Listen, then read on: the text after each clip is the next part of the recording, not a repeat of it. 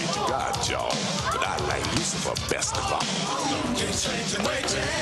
Don't keep Satan waiting. Sunday school is a place for fools. It's hot in hell, but the devil's cool. Don't keep Satan waiting. Don't keep Satan waiting. So don't just sit there, join the club. Sell your soul to Beelzebub. Greetings everybody. It is I, Count Jackula, your favorite satanic streamer, here yet again for another satanic stream on this beautiful Monday the 20th. It is the week of Thanksgiving, and what are we giving thanks for? That's right, Satan. So I hope you all get enough turkey and all that jazz. And how is everybody? I see Jay Tilton is with us. That is good. That's good. That's real good. Man. What a time. What a time. What a time, what a week, what and everything. Everywhere I look, it's like, oh my God. Biden's approval rating is down. Trump's approval rating is up. Despite that making no sense. So I gotta be honest, like, here's the thing, when they're all like, oh my God, 36% of the Democrats fucking disapprove of Biden. I'm like, yeah, but they're not voting for Trump. So it really comes down to how many libertarians do we really have?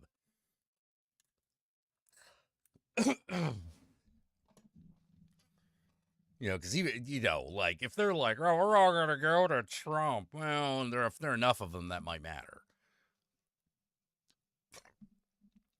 You know, but I will say this. Man, people jumped on that Israeli train like it was pulling out of the station. Holy shit. Damn. They're like, last fucking call. We're leaving the station. Everyone's like, oh shit. Ah. Hanging on the outside like there's zombies and Train to Busan and shit. You know, like, oh my God, this is why we can't vote for Biden again. Despite the fact that I find myself going like, what? You think Trump do better? Oh, he would start a war. You sure about that? You sure about that?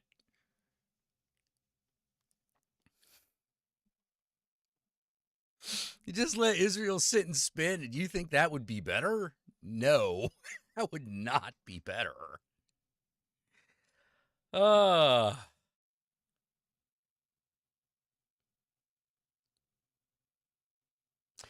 Miss Universe. That's right. Look, the only thing I know about Miss Universe is that one thick gal.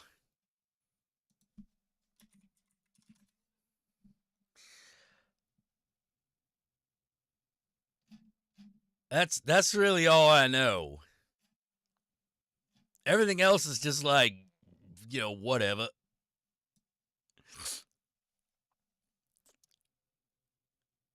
Yeah, let's see. What was it? Miss Thailand? Miss Thailand 2023.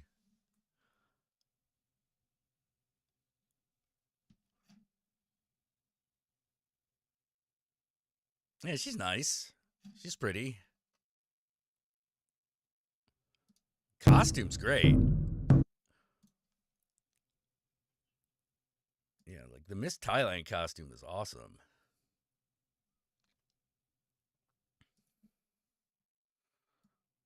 Let's see if we can get that on screen here.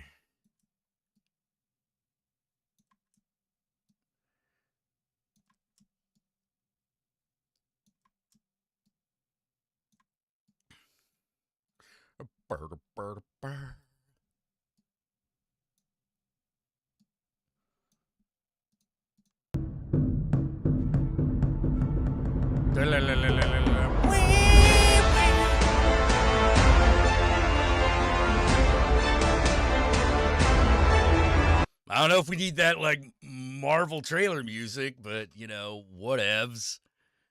That's a good costume. Look great. Let's see. Where's that other one?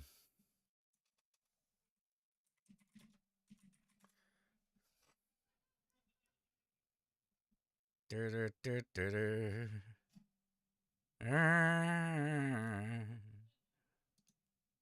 song.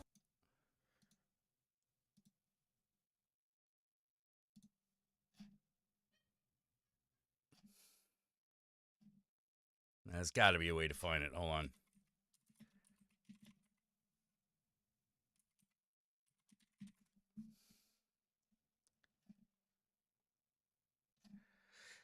Oh, fuck.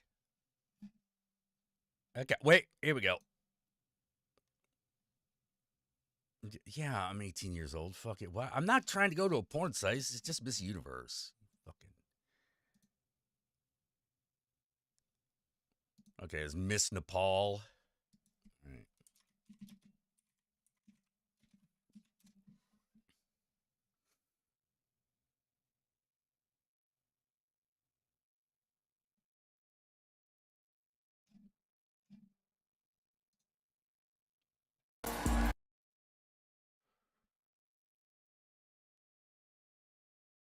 Yeah, there we go. We good. Nepal.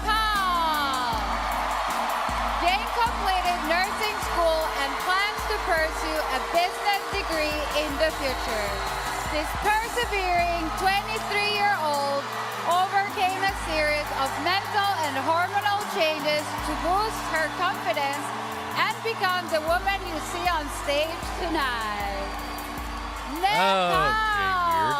That's weird that they mentioned that shit. Oh, that was pretty good. Hey, Celtic Reviews, what's up? Trump sold the pageant to a transwoman who's ultra-rich Chinese heiress. What?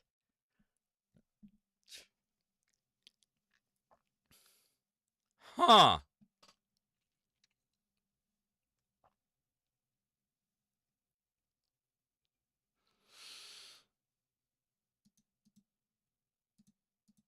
Yeah, speaking of the whole Trump thing, like, I don't know, man. Like, how do I even start with that?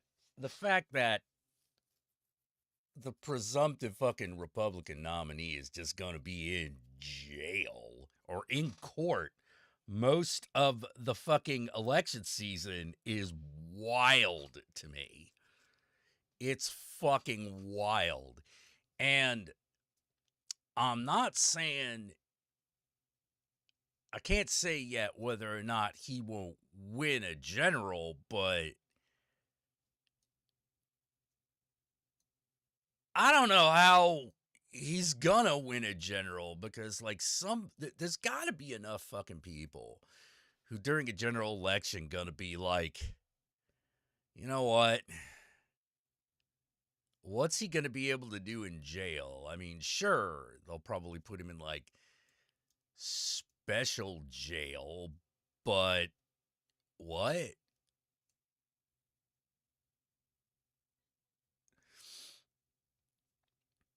Because he doesn't command the judiciary the way he commands the armed forces.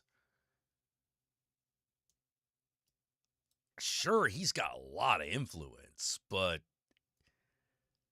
I don't know, man. I do not know. Because the other thing that the courts are is slow, baby.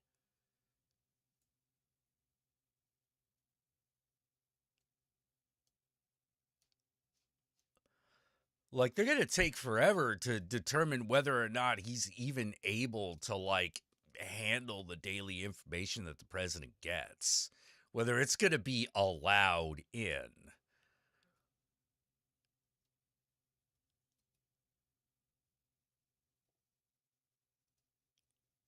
I don't know, maybe, but, like, still, like, that shit's got to pass a lot of hands. Unless we completely put him under the auspice of the Secret Service, which I don't know. Because I don't know if the Secret Service is allowed to see all that shit.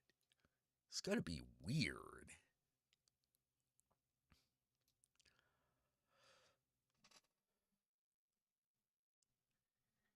Yeah, what scares me is if he has to be in court, his rallies will broadcast him on the Jumbotron. Yeah, yeah. Oh, yeah. Like, this is what he's hoping for. And I just find myself going like, look, I know what this is all about. I know what this is all about for real, real. Like, this really is a moment in time where, like, right before the Civil War, we're going to have a decision on who or whom don't have rights. That's what's going to come down to. Like, he gets in, this is this right now. That's the vote. That's what the vote is, and that is what the vote is about. Do not kid yourself. This ain't about the economy. Hell, this isn't even about the ethics of war. It's about whether or not America is going to maintain the rights for its people that it currently has or lose them. This is an election for your rights, make no doubt about it. No doubt about it. Are you a little bit odd? Are you not a rich, because this is a good go. If you're a rich white person, you're going to be fine. Unless you don't have the stomach for genocide. Then you might not be too happy.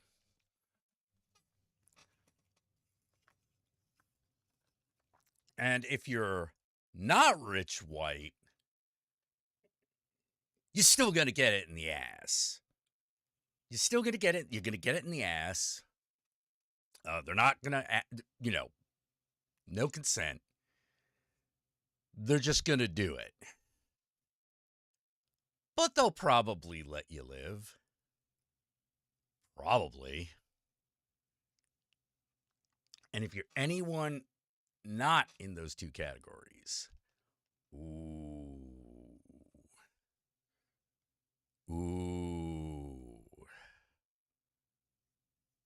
Like, if you're a rich white woman, it don't matter. You're a poor white person. It don't matter. Your rights don't matter. If you're a non-white rich person, it ain't gonna matter. They're gonna ream you.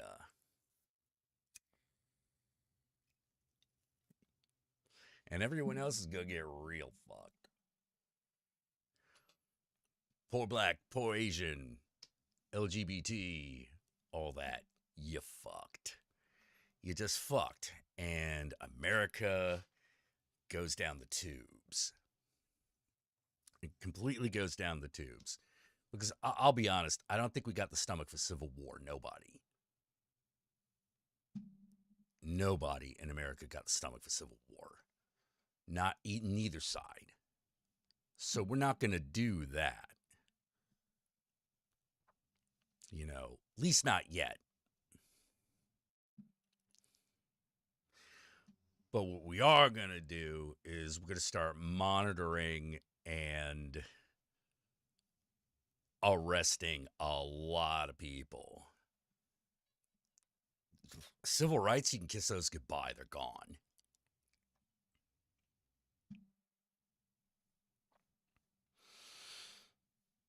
It's easier to omit him from a general ballot than a primary ballot. Well, that might true. Primary ballot is those are private organizations. I don't know what the rules on that are.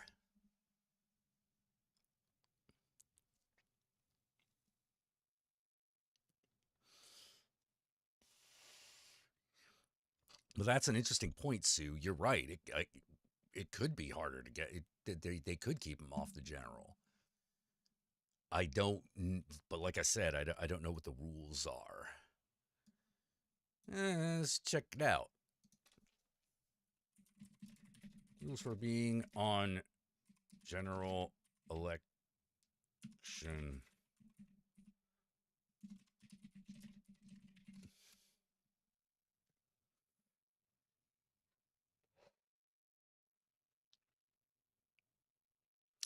Qualification: no person except a natural born citizen over the age of 35. Born here. President, vice president, and all civil officers of the United States shall be removed from office on impeachment for and conviction of treason, bribery, or other high crimes and misdemeanors, which unfortunately we've failed at.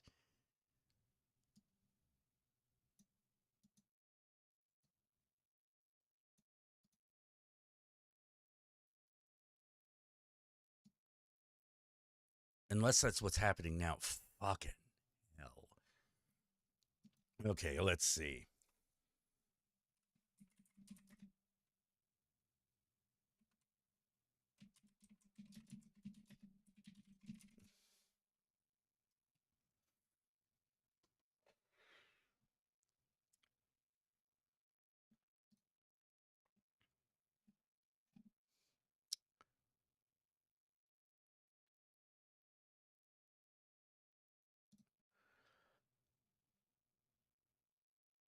All right, he's been indicted, but he has to actually, I believe, be convicted in order to be left off the ballot, be ineligible for the ballot.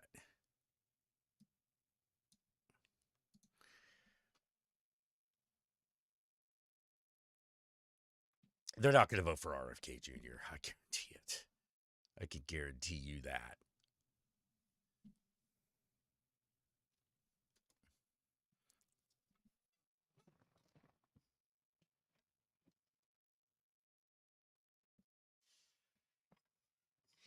Because only the MAGA people are going to vote for fucking RFK, and not all of them.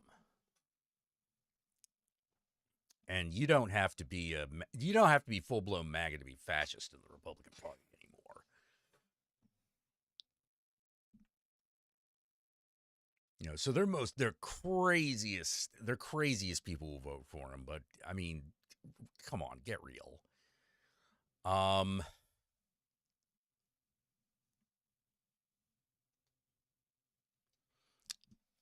You know, it's Trump that's the threat, clearly. If we're able to somehow knock that pin down, they won't know what to do. They will just completely lose their goddamn minds. And you can tell that this is about the bullshit idea of real America.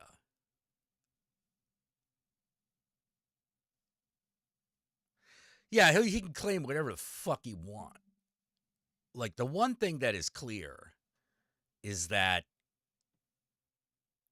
these arguments and this bullshit is going to be a part of American politics going forward. They ain't going to drop it.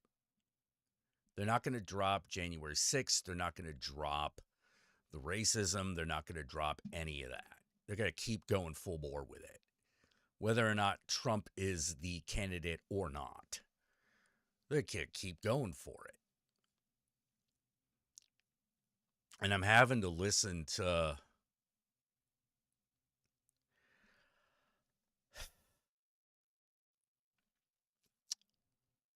a bunch of people claiming that they're defending the Palestinians when in fact they're just anti-Israel. And there's a part of me that understands why, because like Israel is being a homicidal maniac right now. Like, clearly.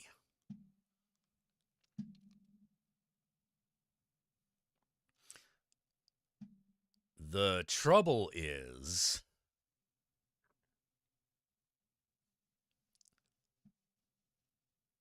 so is Hamas. They just don't have as much power.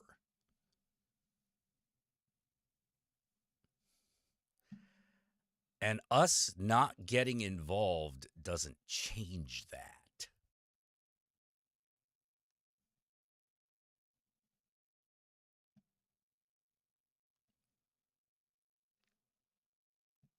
It doesn't. Doesn't change it one bit, which is the scary part. No, Massachusetts will never vote for RFK Jr. What are you talking about? They'll never go for him.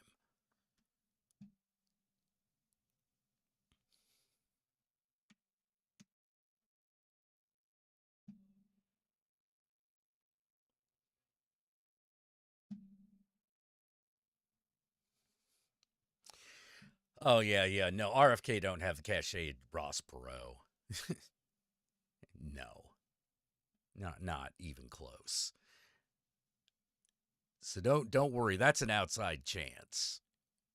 No use worrying about that. Because it's not entirely random either. But yeah. Hey, Sun Wizard. Yeah, but yeah. Fuck Trump. Fuck Donald Trump. Guy's a piece of shit. He's a piece of shit, and I bet he eats puppies. Really cute puppies. He eats really cute puppies. You know?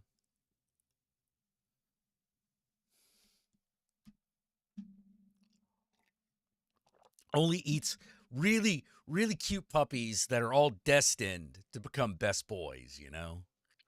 Because he psychically knows. He can see the future. But he can only see into the future of dogs. He's like, oh, there's a good boy. There's a good boy. I could just eat him up. And his jaw unhinges. You know? Oh, yes. The puppy came up to me. Tears in his eyes.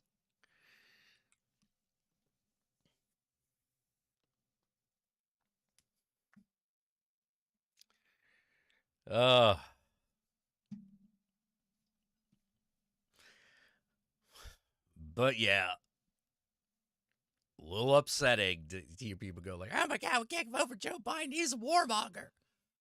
And I'm like, not really.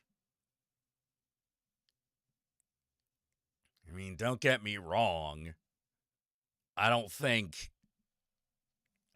he's anti-drone or anything. I mean, I can be real.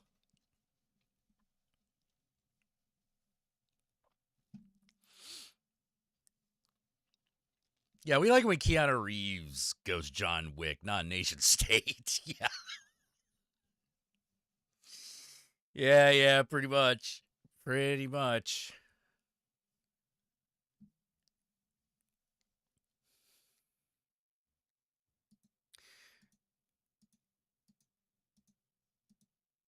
You know, and the scary thing for Israel, here's the scary thing for Israel. They know. A lot of them know that whether or not they know they're fucked. The people of Israel know that they are fucked right now. If they don't get Netanyahu out of there, if he is not somehow removed, this only gets worse.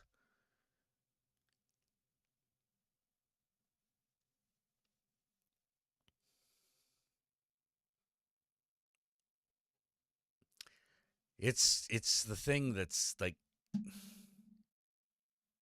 as I keep saying, what was the problem with this? What's the problem with the conflict in Gaza? Well, it's the same problem it always was. It's always been. My entire life, it's been the same thing, which is, well, what did you think was going to happen? It was inevitable.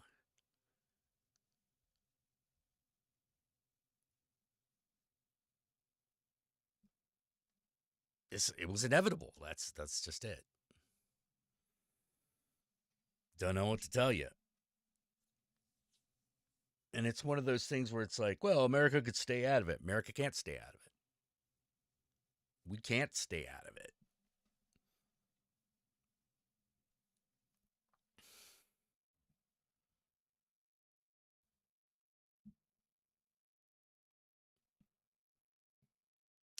We can't stay out of it, or we got two enemies.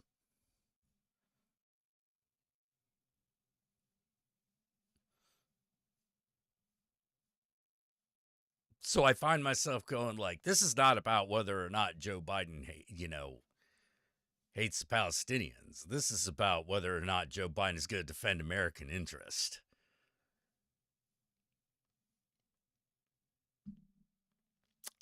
And that blows.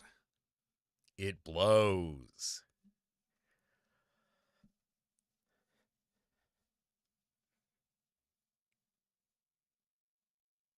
Wish a centrist would run. Yeah. Well, I mean, yeah, Joe Biden is kind of well, it depends on what you mean by centrist. If you mean these days, yeah.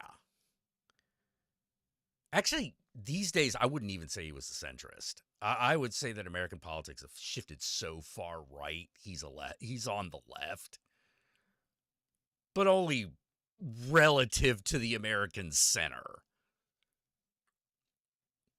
He's not like, he ain't a communist or a socialist or anything. Far from it. It's just that we've gone so far right, all you have to do is do something about anything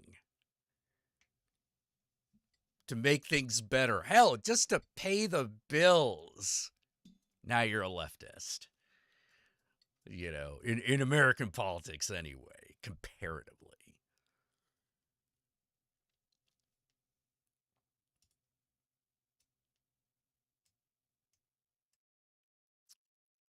As far as actual leftism in America, will it ever happen? I don't know.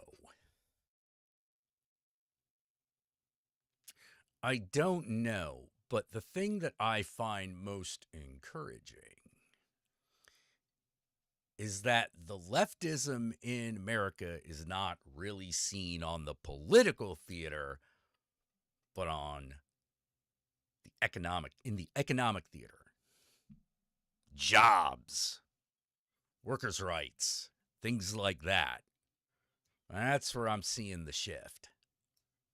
That's where I'm seeing the shift big time. Unions will come back. Unions will come back. That is almost assured. There's nothing you could really do to stop it. Well, except have everything fall apart. Like we could do that. We could do that. We could let everything fall apart, but in my mind, it's like, nah, it's unions or bust, man. Like, in a real way.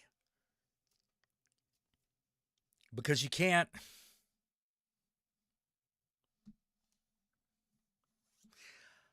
Americans are not going to stand for being treated like third world laborers.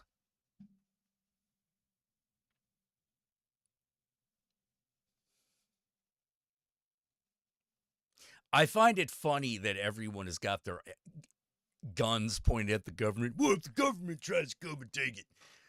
All right. What happens when that shifts? Because it could easily shift. And it becomes, the bank's not going to take it. Oh, now we got to fight. Now that's a fight.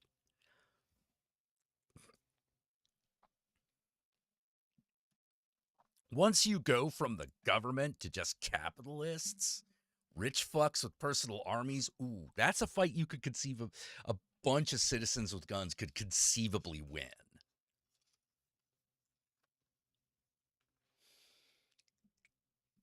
Wouldn't be easy, but it would be doable. Yeah, Biden has been good for unions. Uh-huh. He has.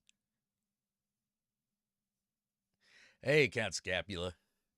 But yeah. Like, that's it. Like, when the American people, or more importantly, those militia bros, turn their guns on the capitalists, that's when we're going to have a real fight. Like I said, bunch of rednecks with guns could actually fucking win that one. That'd actually be conceivable. Because historically it's happened.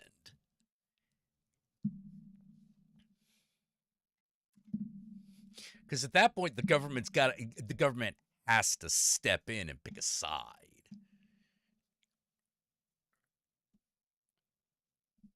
And I don't think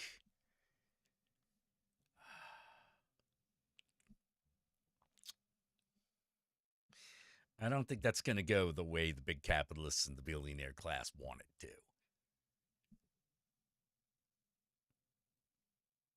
Hell, if they thought that, they wouldn't be interfering with elections. It's going to get weird. I don't know if that's going to happen, but it is something that conceivably could happen. You know.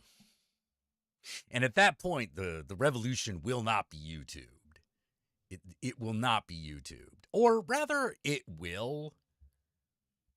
But then you'll have a real information war on your hands.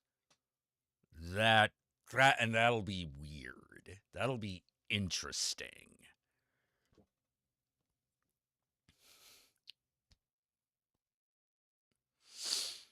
You know, that's when your Ben Shapiro's and your what is it, Steven Crowder's and whatever's, that's when they're gonna crack. They won't know what to do. Because at that point, you know, it's on. Like, they've been doing okay because right now, because, you know, the money forces have pretty much been able to get their way. They've pretty much been able to get their way. This is one of the problems of a capitalist system. The money forces will almost always win, but not always. They don't win always.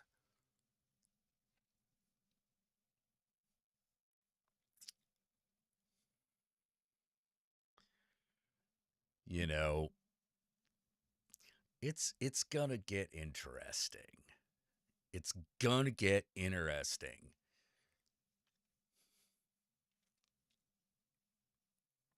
Because here's the other thing about, like, a lot of the MAGA people, like a lot of Republicans. They'll chill out as long as they think things are good for them.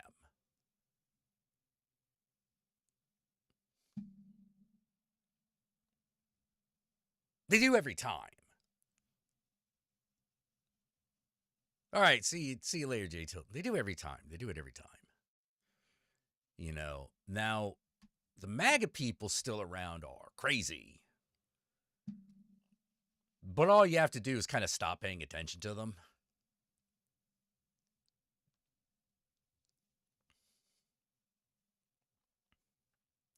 And they'll kind of scatter.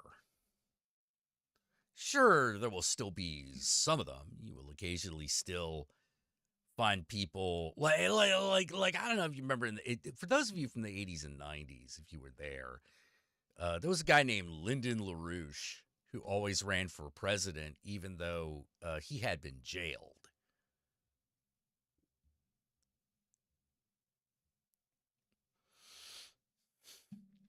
So running a campaign from a jail cell is not, like, unprecedented. But Lyndon LaRouche was crazy and stupid.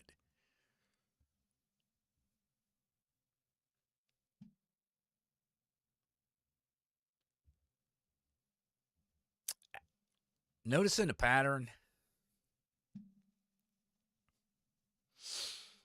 You know, there's this kind of a pattern evolving. Anyway, how is everybody else? I'm hoping everyone else is good. I hope that your internet hate comments are all manageable, because we got past the point. We've gotten past the point where we can hope for no hate comments. There's too many bots. Too many bots.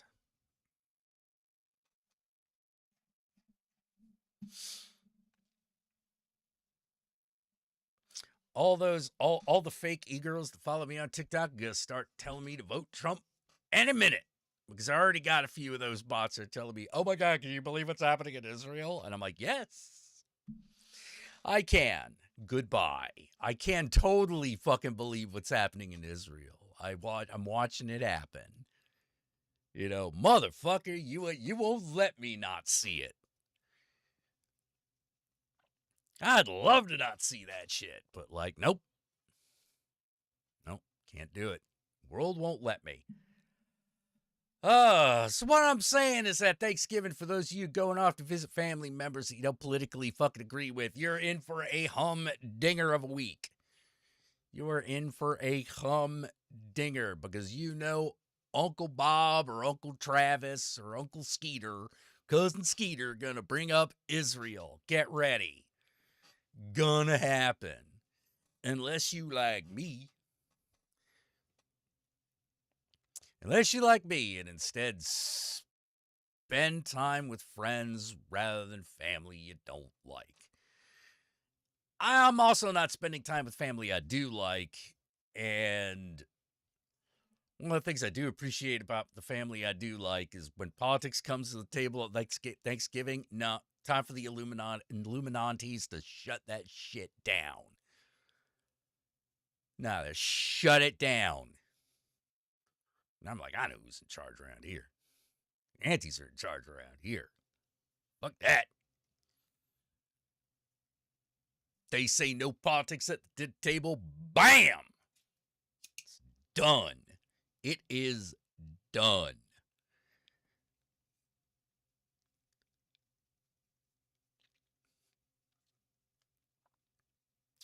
No way.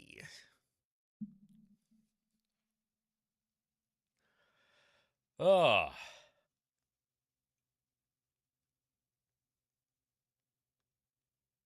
Sometimes family's all right. But your family got to be all right for it to be all right. Some of us don't have that luxury.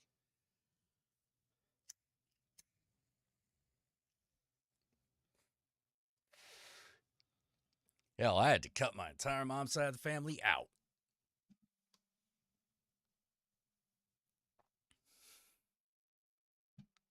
I gotta tell you, the number of idiot conversations I get into that are pointless went way down. And now that I ain't on Twitter as much anymore, they went. Because man, ain't that how Twitter is? What's Twitter? Twitter right now is talking to your family at Thanksgiving, and you're like, oh God, I don't want to do this. I just want to talk about comic books, man, or art, or fucking music, you know, movies. Talk about that shit. Hey, look, Neil Gaiman's on Twitter. Let's all follow him. You know? Now it's Thanksgiving dinner. All day, every day. Fuck that. Fuck that. Yeah, we're looking at the slow decline of social media. Yeah. Actually, I don't know how slow it is, but like definitely the decline of social media. People can't take it anymore. They can't take it anymore. They're like, all right, this is fucking bullshit. And like all the fucking locusts, you know, all the locusts are just they're eating all the information crops, and they're making the ground go sour, you know. Can't grow nothing here.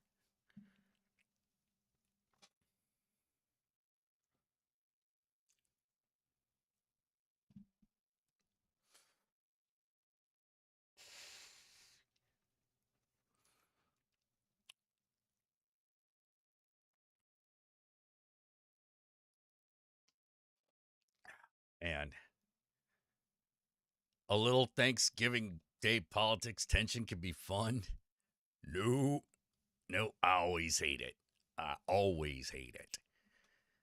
You know, because to me, it always just reminds me, it's like, I could be jerking off right now. I could be reading a book. I could be watching a movie that I want to watch.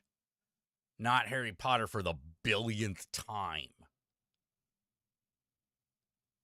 Great idea. Let's watch all 8 Harry Potter movies. Oh, please. How about we don't?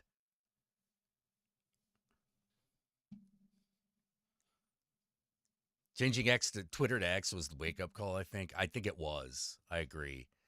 Because, like, Boyo did too many things wrong. He fucked up too big. He destroyed his fucking persona.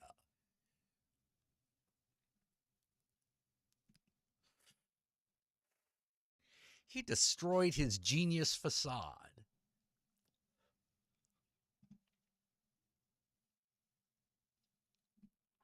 Man. I notice that Baldur's Gate is still in that top 5.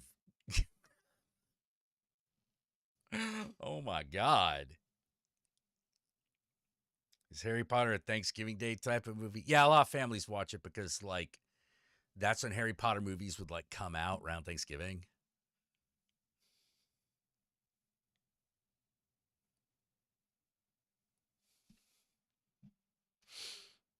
Let's watch it. Oh, Lord of the Rings extended editions. I don't know if I could just sit and watch that, but, like, if that was all in the background, like, I wouldn't mind as much.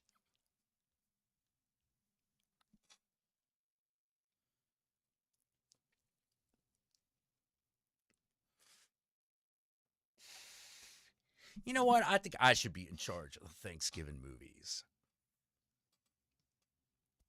I should be in charge of that shit. It'll be like, fuck this Harry Potter. Let me show you some good. Let me show you some good. You know, it'll just be like crazy fucking unremembered 80s action flicks and satanic films, man. Oh, dude, speaking of the Thanksgiving slasher movie called Thanksgiving, you know, all will be carved. We tried to see that yesterday. But there was one theater playing it. But we were like, okay, it's the Metreon. That's a big theater. So there's parking.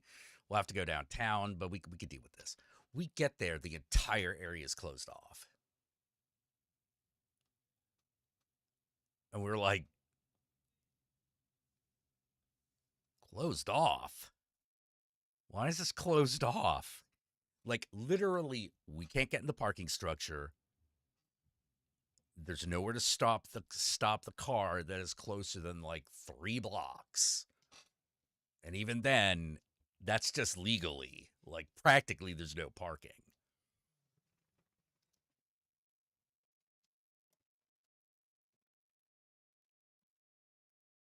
Barriers and barricades have gone up all around the motherfucker. And we're like, what the hell is this? So it turns out Biden and Xi Jinping were meeting. Had a surprise meeting in San Francisco, and that's where they was. So we didn't get to see the movie. We're going to try to see it tomorrow.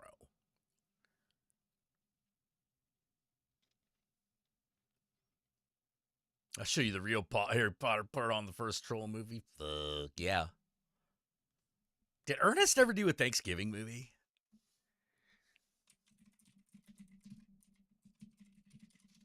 That seems like... I don't think he did.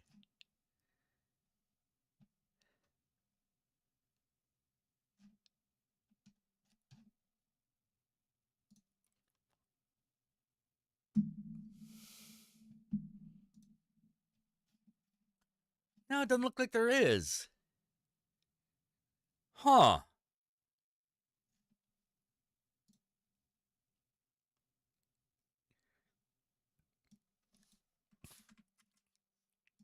What the?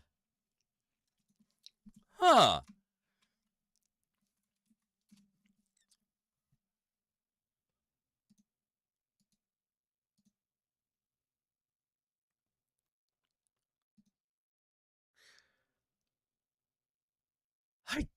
Huh. Yeah, damn Biden. Get me from seeing. But whatever. Let's listen to this. Hey, Vern, today's your lucky day. We knew you wouldn't want to oversleep, Vern. We only do it once a week, Vern. Me and all the other guys, Vern. We even brought the pies, Vern. It's your Ernest P. War with a story and a moral and a big chuckle, hip trip, double dip, super green show. You know what I mean? No! Hey, Vern, we moved your furniture and now we're gonna fire up the barbecue, Vern. We owe it all to you, Vern. But now you gotta move, Vern. Hey, Vern! Hey, Vern! Hey, Vern, it's me. I'm on TV. That's right. That is a theme song to the Ernest P. Worrell Saturday morning show. Hey, Vern, it's Ernest.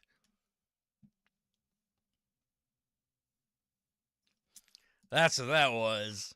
Ernest had a fucking Saturday morning cartoon show. Well, actually, it wasn't really a cartoon show. It was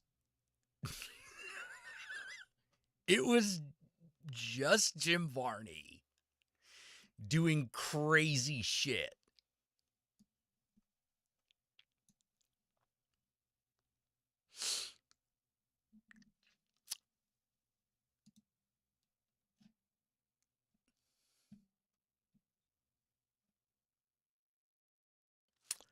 Let's see if I can. Yeah. I can put this up. Hold on.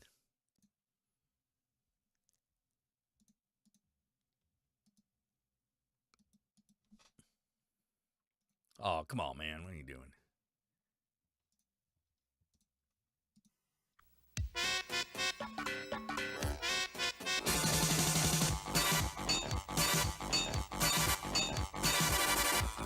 Yeah, it was just like Jim Varney comedy sketches.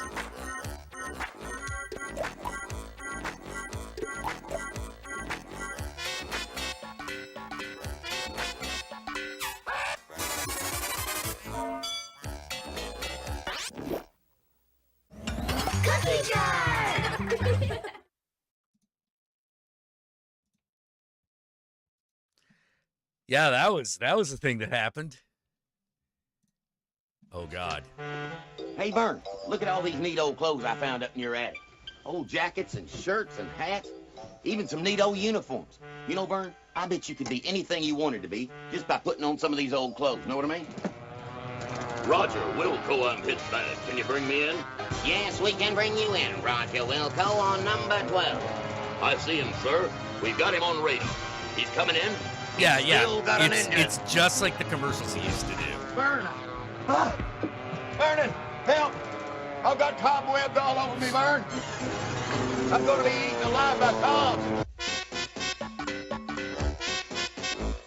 Hey, Vern, today's your lucky day. We knew you wouldn't want to oversleep, Vern. We only do it once a week, Vern. Me and all the other guys, Vern. Well, how much you want off, Ernie? Oh, just a trim. A little off the top, Uh-huh. maybe thin out the sides, and Yeah. some back here. All righty. Okie doke. See, I want to look kind of like a lumberjack. Oh. No, a dry... No, Make me look like a Wall Street tycoon. Okie dokie, Ernest. Well, you just sit back and relax and let old Earl take care of you there, buddy. All right, let me get around here first. We're going to have to get this. No, Ernest Scared Stiff is the best of the Ernest Yeah, all movies right. part.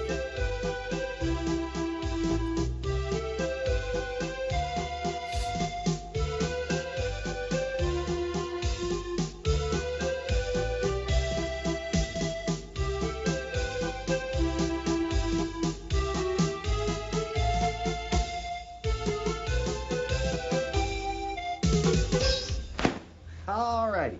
There you go, Ernest. Take a look. Tell me what you think, huh?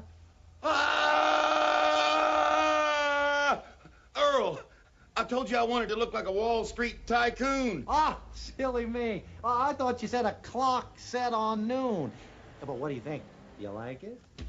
Well, Mr. Cutesy Pie Cat Fest, Mr. Ernest P. Worth, you think you And will here's win Dr. the Otto. costume award?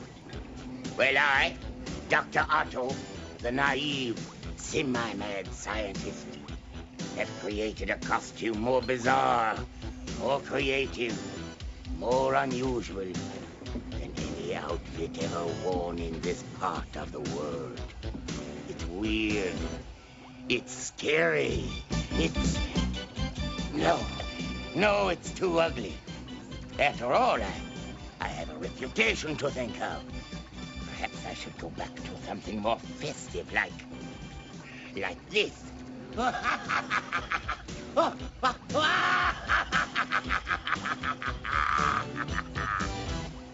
first date. All right, so like, you get the idea. You get the idea what Hey Ernest was like.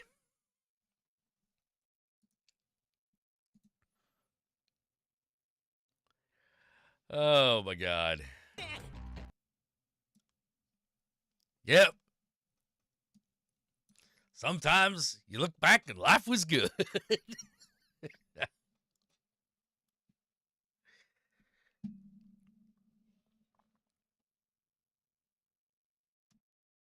Yeah, I think that's what he did. Like, I think that's what he did, George. I think he literally just had like a bunch of stuff and they just filmed it.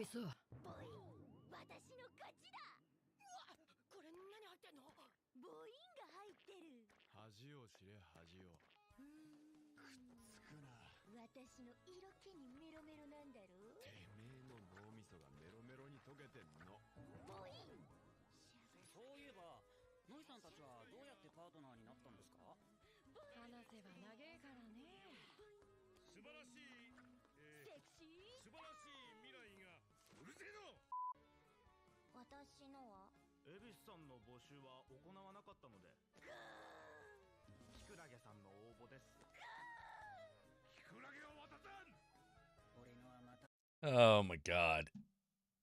Oh, Jim Varney and Rob Williams doing something together. I think I don't know that they ever did.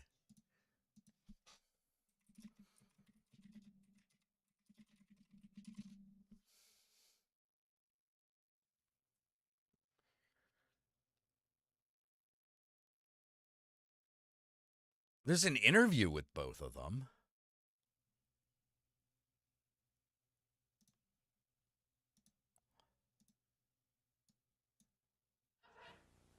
No, these are different cameras. These are documentary cameras. They're different. They could be grainy. You can bust them. See, there's another Shoot guy. at them and stuff. Yeah, you can shoot at them. People, they're used to dropping them and things. That looks better for the documentary footage. They Like tested this. them Do in this. Nam, didn't they? Uh-oh. Things aren't going well. That's always good for documentary footage. That's it. Then they have this shots of like... Seems the crowd is moving around. That's always good for documentary footage or for the animal specials like this.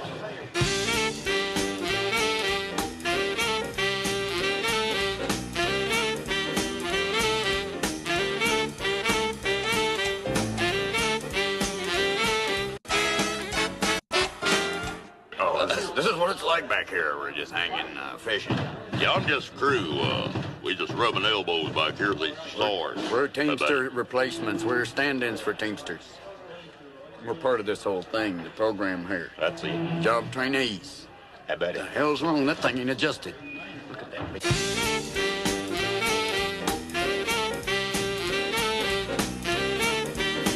see if I think there's one that's just those two. Hold on. rest of that bullshit. No, these are different cameras. These are documentary cameras. They're different. They could be grainy. You can bust them. See, there's another Shoot guy. at them and stuff. Yeah, you can shoot at them. People, they're used to dropping them and things. That looks better for the documentary footage. They Like tested this. them Do in this. Nam, didn't they? Uh-oh. Things aren't going well. That's always good for documentary footage. That's it. Then they have this shots of like... Seems the crowd is moving around. That's always good for documentary footage or for the animal specials like this. Oh, this is what it's like back here. We're just hanging, fishing. Yeah, I'm just crew. We just rubbing elbows back here with these stars. We're Teamster replacements. We're stand-ins for Teamsters. We're part of this whole thing, the program here. That's it. Job trainees. I bet The it. hell's wrong? That thing ain't adjusted. No, we have two... Oh, Jesus. We were just having a personal conversation. Just discussing life as we know it. Look at the size of this. Do you like this? Are accessories important? I think very they much are. so, for hunters especially. I know. You never know when an animal's just going to jump on you, and you don't know if he's going to match your coat. That's it, or if he's going to become one. That's the most important thing. You know, I think live furs are very important for the women in the 90s. If you're actually wearing an animal and someone you don't like is there, you just say sick. Hurt them. That's not bad, you know. That's it. Pause. Fur will just fly. Fur. And if you have a baby seal on, if you're near a pool, you're fucked. He'll drown you. Ah! We'll be right back. We're talking fashion. I'm Bob, and this is our show, In Your Ear.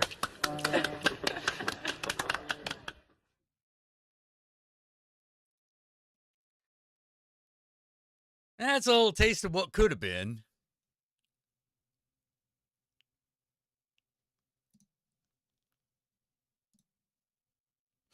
Oh, I don't think I could play the whole thing, but I did find this fucking... For like the last couple of years, I've been looking for this Doctor Who thing, and I finally fucking found it. Tears, no anxieties. One day, I shall come back. Yes, I shall come back. Until then, there must be no regrets, no tears, no anxieties. Just go forward in all your beliefs and prove to me that I am not mistaken in mine. You can't rewrite history. Not one line. A thing that looks like a police box standing in a junkyard. It can move anywhere in time and space. Yes, it all started out as a mild curiosity in the junkyard. And now it's turned out to be quite a great spirit of adventure, don't you think? Time doesn't go round and round in circles. You can't get on and off whenever you like in the past or the future. Perhaps I should go home. Back to my own planet. But I can't. Have you ever thought what it's like to be wanderers in the... Oh yeah, another thing that's kind of cool. This guy, the Celestial Toy Maker, that is apparently who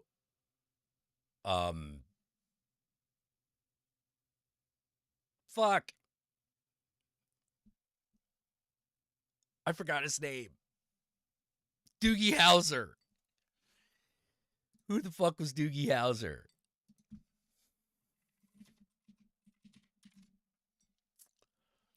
Neil Patrick Harris. This is who Neil Patrick Harris is playing in the new Doctor Who special, The Celestial Toy Maker. But I can't. Have you ever thought what it's like to be wanderers in the fourth dimension? Have you? The exiles? There are some corners of the universe which have bred the most terrible things. Things which act against everything that we believe in. They must be fought. Oh my Gideon. Logic, my dear Zoe, merely enables one to be wrong with authority. Sad, really, isn't it?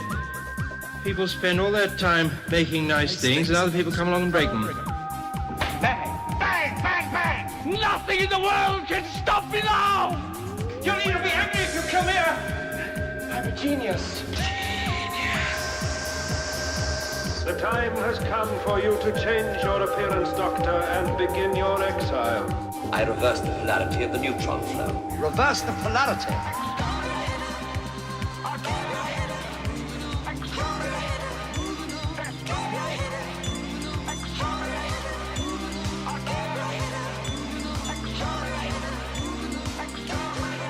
I am the Chap with the wings there. 5 round broken. Oh, so you're my replacements. A dandy and a clown. Wonderful chap. Bogey Bim. I never thought I'd fire in anger at a drutted caterpillar, but... You're serious, aren't you? About what I do, yes. Not necessarily the way I do it. Inside each of those shells is a living, bubbling lump of hate. Tear, Sarah Jane? Harry Sullivan is an imbecile! To hold in my hand a capsule that contains such power. Do I have the right? I tread on nothing but dust, darkness. I found that good. Is that finger loaded? Even a sponge has more life than I. Kneel before the might of Sutek. We'll carve I really want that guy. finest photo. Please do not throw hands at me. Machiavellian machination. I really want Sutek back. That was me. Contact has been made. I heard a cry. That was me. The quest is the quest. You must have been sent by Providence. No, I was sent by the Council. Wounds of madness! How paralyzingly dull, boring, and tedious. From this moment, there's no such thing as free will in the entire universe. There's only my will, because I possess the key to time. I say, what a wonderful butler. He's so violent. You're a beautiful woman, probably.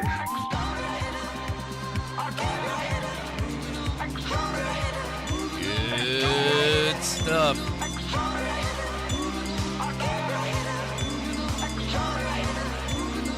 It's the end, but the moment has been prepared for. You made us man of evil, but we are free. An apple a day keeps the, No, never mind. Why do I always let my curiosity get the better of me? A man is the sum of his memories, you know, and Time Lord even more so. Splendid fellows, all of you. As easy as pie? As easy as pie? Oh, my dear doctor, you have been naive. No, not the mind probe. There should have been another way. I'm not here as your prisoner, Davros. But your executioner. It's time to say goodbye, Perry. Change, my dear. And not a moment. It seems on a moment too soon. You really are the archetypal Philistine. Oh, crumbs. Hyperactive Perry. Too ghastly to contemplate. There's nothing you can do to prevent the catharsis of spurious morality. Get off my world. Leave the girl. It's the man I want. Every great decision creates ripples. Like a huge boulder dropped in a lake. The heavier the decision, the larger the waves, the more uncertain the consequences. Time has flowed by. We all have a universe of our own terrors to face. If we fight like animals, we die like animals! I'm half human. On my mother's side. I'm the doctor, by the way. What's your name? Rose. Nice to meet you, Rose. Run for your life. Lots of planets have a north. Raxicorico Farbatorius! The mighty Jagrafess of the holy Hadrajasic Maxarodenfoe. I am my mommy. Jesus. God, that gas mask. Jesus Christ.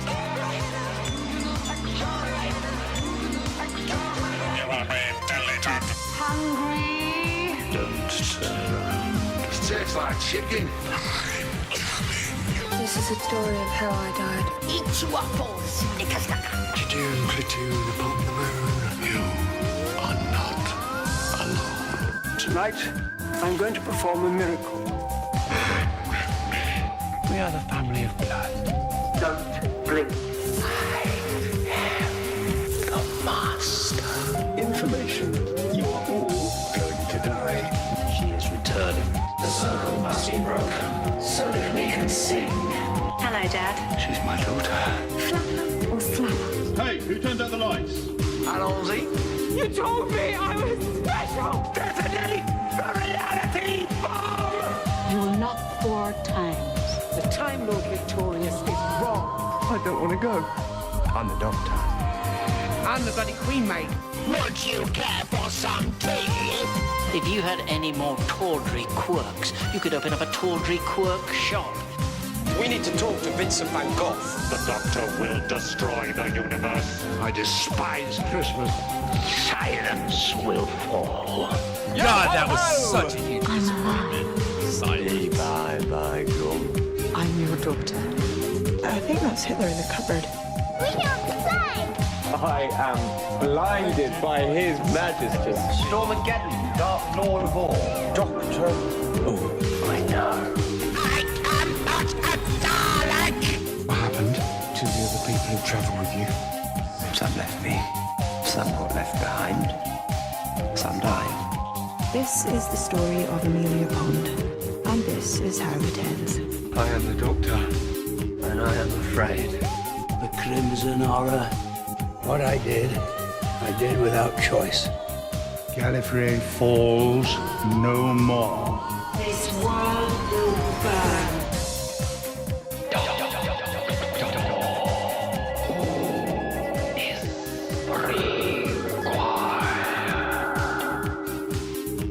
If you could touch the alien sand and hear the cries of strange birds and watch them wheel in another sky, would that satisfy you? Who takes Pandorica? Takes the universe. Bad news, everyone. Because guess who? Listen, you're not your own whizzing about, but it's really distracting. You ought to stay still a minute because I am talking. The question of the hour is, who's got the Pandorica? Answer. I do. The question, who's coming to take it from me? Come on. Look at me. Oh, no plan. No backup. No weapons. Oh, now. Oh, and something else. I don't have anything to lose. So if you're sitting up there in your little silly spaceship with all your silly little guns, and you've got any plans of taking the Pandorica tonight, just remember who's standing in your way. Remember every black day I ever stopped you. And then, do the smart thing. Let someone else try first. I'll tell you a story. Can you hear them? All these people who lived in terror of you and your judgment. All these people whose ancestors devoted themselves, sacrificed themselves to you. Can you hear them singing? Oh, you like to think you're a god, but you're not a god. You're just a parasite eaten out with jealousy and envy and longing for the lives of others. You feed on them. On the memory of love and loss and birth and death and joy and sorrow. So come on then, take mine. Take my memories. But I hope you've got a big appetite. Because I have lived a long life and I have seen a few things. I walked away from the last great time war. I marked the passing of the Time Lords. I saw the birth of the universe and I watched as time ran out. Moment by moment, until nothing remained. No time, no space, just me. I walked in universes where the laws of physics were devised by the mind of a madman. I've watched universes freeze and creations burn. I've seen things you wouldn't believe. I have lost things you will never understand. And I know things. Secrets that must never be told. Knowledge that must never be spoken. Knowledge that will make parasite gods blaze. So come on then. Take it. Take it all, baby. Have it. One day, I shall come back. Yes. I shall come back. Until then, there must be no regrets. No tears, no anxieties. Just go forward in all your beliefs. And prove to them that I am not mistaken in mine.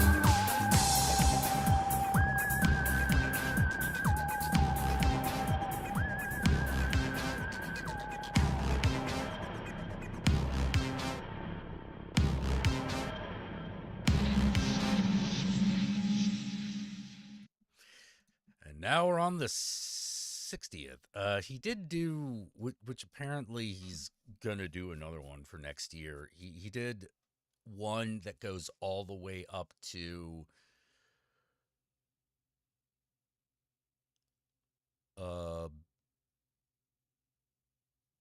the female doctor. The unfortunately his fucking name I've forgotten. Jodie Whittaker, all the way up to the Jodie Whittaker doctor.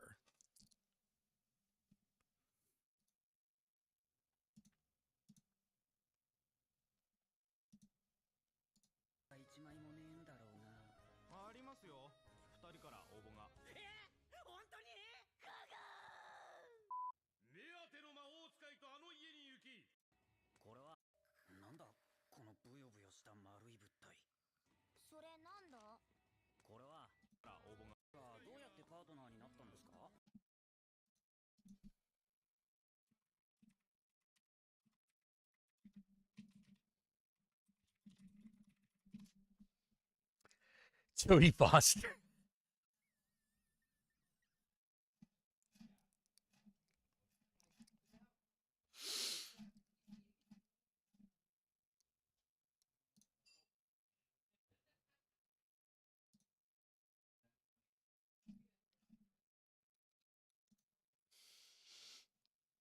Yeah, Jodie Whittaker, not Jodie Foster. Are the dialects still screaming, Clarice? You know, like. Oh.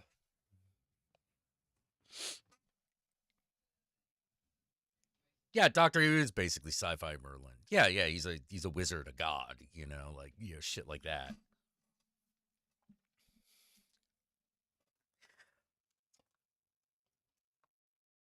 My first Doctor was actually Sylvester McCoy. I didn't really watch that show until Sylvester McCoy kind of came on the scene. Because the local public television station, what they would do is every Sunday night, they would run all of Doctor Who in order. You know, starting from, what was it? The Unusual Girl, you know, like the very first one.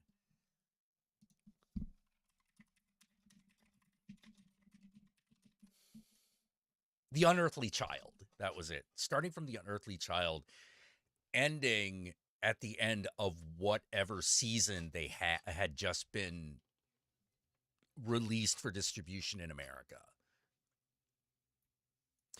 And around like 86, 87, that was the Sylvester McCoy years.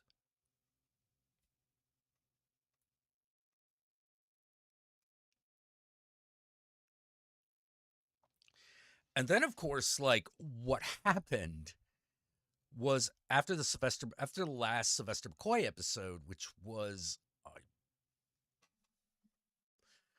believe, it was one where the Master turned into a cat man. It was like an Island of Dr. Moreau kind of thing.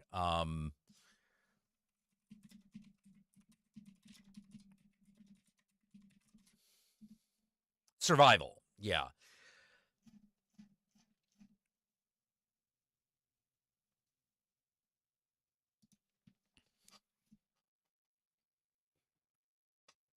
Yeah, the last episode, Survival, there was not Doctor Who for a very long time. Not until they did the Paul McGann one. And the Paul McGann one got me off on the wrong foot immediately. Because if you remember, the first thing that happens in that episode is Sylvester McCoy is killed. And I was like,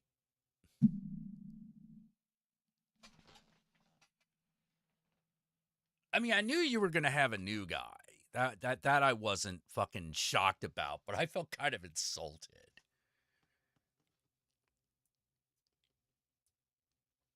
You know, I was actually really insulted because, like, I'd wait, you know, it'd been like 5 years since it was a new Doctor Who, and then they were going to do a Doctor Who thing, and I watched it. The first thing it did is piss in my face.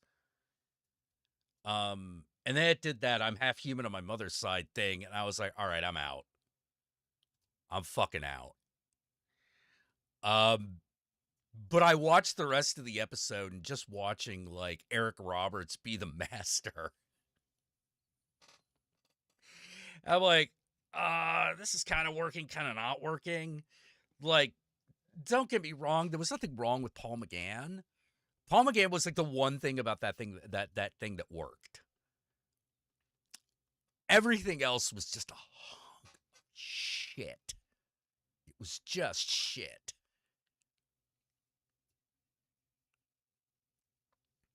The Doctor Who movie from the mid-90s? Yeah. That was the Paul McGann one. That was the one with Paul McGann. Like I said, Paul McGann himself was fine. Like, I was like, this is a really good version of the Doctor, but this story is awful. It required you to know too fucking much about Doctor Who for it to be an intro. Because I'm like, we've been gone for 5 years and you're trying to bring Doctor Who to a completely different audience. Maybe you need to, like, I don't know, ease them in.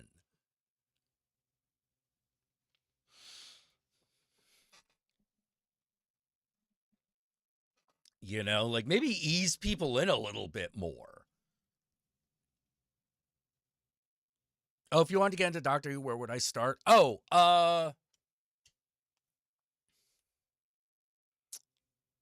Really anywhere, but I would recommend either the Eccleston or the Tennant years, or the first Tennant years. The ones from 2000 and from like 2004.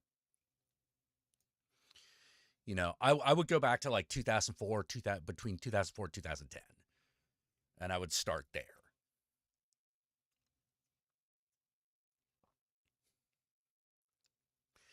You know, once they go to, a lot of people like Matt Smith, but honestly, that's when the show starts to go downhill. Once again, not a problem with Matt Smith. Like, in the Matt Smith years, you could tell it's all the writing. The writing is just, it takes a nosedive.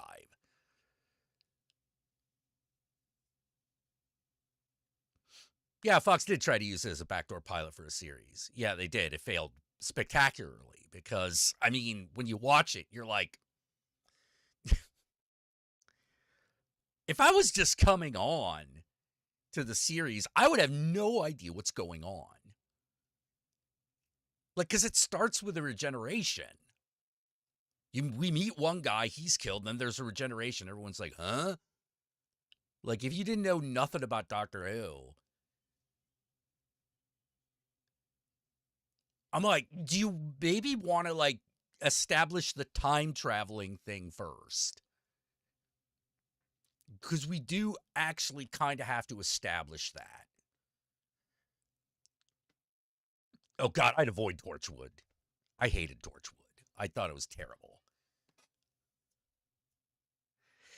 Yeah, the Matt Smith years, there are a lot of really good ones, but a lot of really bad ones, and the overall plot, the seasons-long plots of the Matt Smith era are not that good.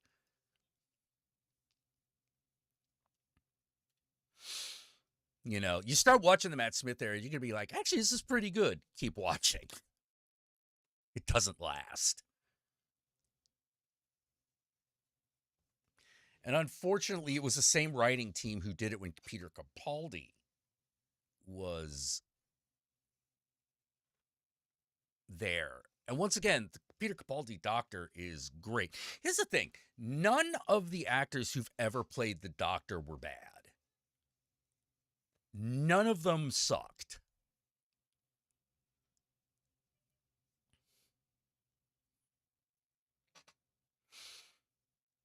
None of them are bad. They're all good.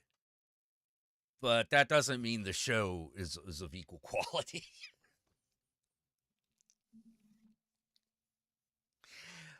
Like, Doctor Who, for some reason, always seems to go through these periods of, like, lackluster writing.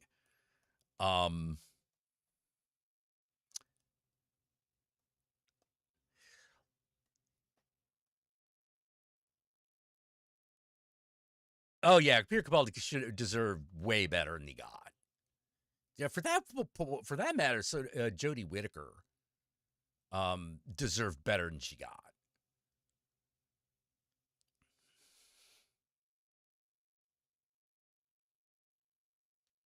No, Jodie Whittaker was not a slap in the face. Jodie Whittaker was fine.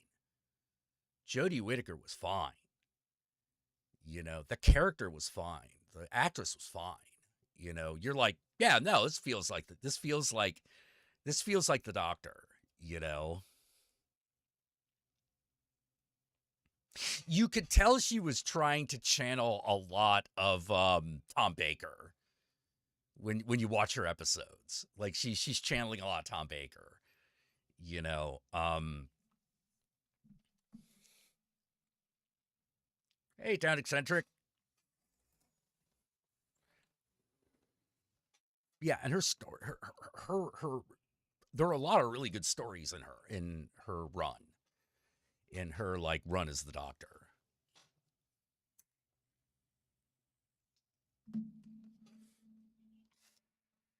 There's also a lot of crap, but it's the Jodie Whittaker years are no worse than the Peter Capaldi years, as far as the writing's concerned. I would actually say it was a slight step up.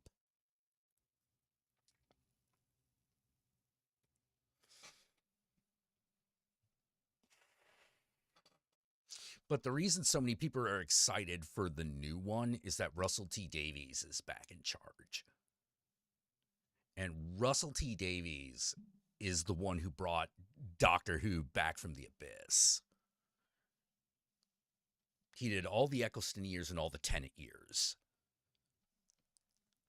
And those are amazing. That's what Doctor Who was in most recent memory, where it was amazing.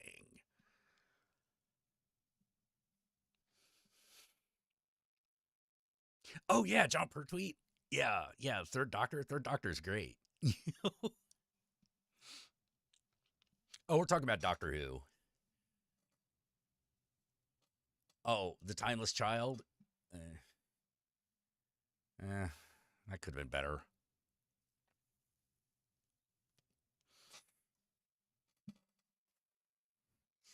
My thought on anything most of the big arcs and everything post Tenet is that could have been better.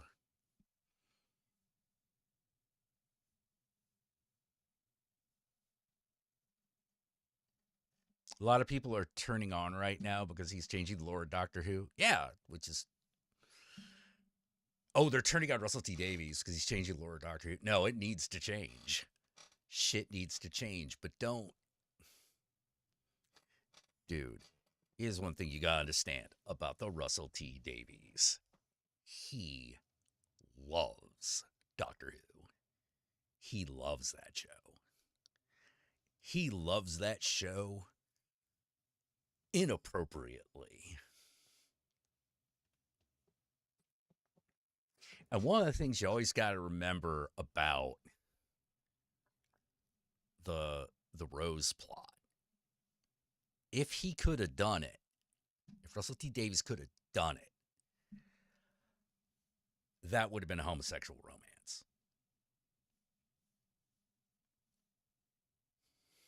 Yeah, the lore of Doctor Who's always been flexible. Don't worry, he'll make it. I'm like, no, don't worry, he'll make it work. Whatever he's planning on changing, I guarantee, he's going to pull the switcheroo on you. You know, he's going to change the history, and then all of a sudden, like, fucking the new Doctor is going to be like, wait, that's not how that happened. And then just all of a sudden, like, you know, fucking Davros will fucking come out of nowhere. I have changed reality, Doctor. I am triumphant. And you'll be like, oh shit. No, I am expecting great things. I am expecting great things. I was already super fucking hyped when it was like, yeah, we're gonna conclude the Donna Noble plot. We're gonna actually go back to that.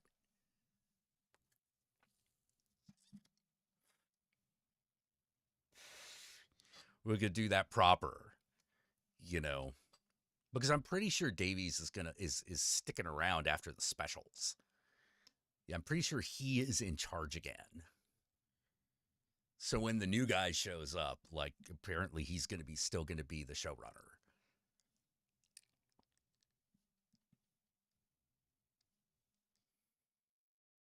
Yeah, Patrick Troughton was in The Omen. Yeah, he's one of the monks, right?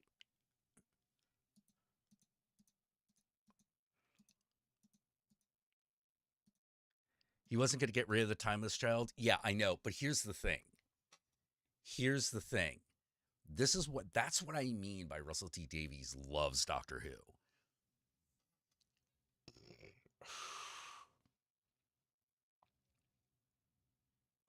Russell T Davies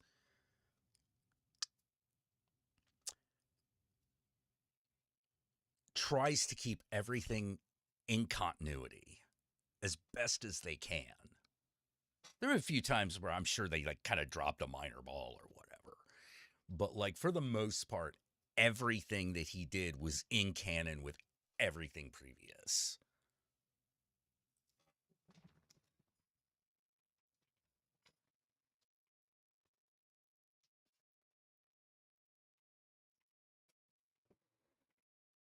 And he'll do something new and interesting with it as opposed to just go over the greatest hits like fucking Moffat did.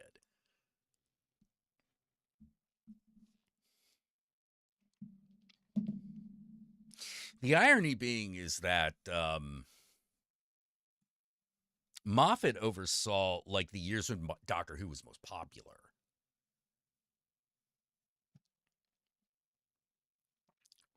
But when you go back and look at it, you're sort of like, yeah, but you're really standing on Russell T Davies' shoulders. Like really, really for real doing it, you know?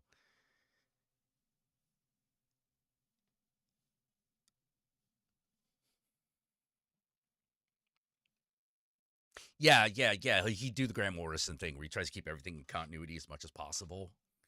Yeah, like he's always done that. Oh man, I think we could use a Grant Morrison Doctor Who episode. That'd probably be pretty tits. We got Neil Gaiman one. It was awesome. It's one of the best Matt Smith episodes, actually. The one that Neil Gaiman wrote. Funny enough, you can tell that it was written for David Tennant.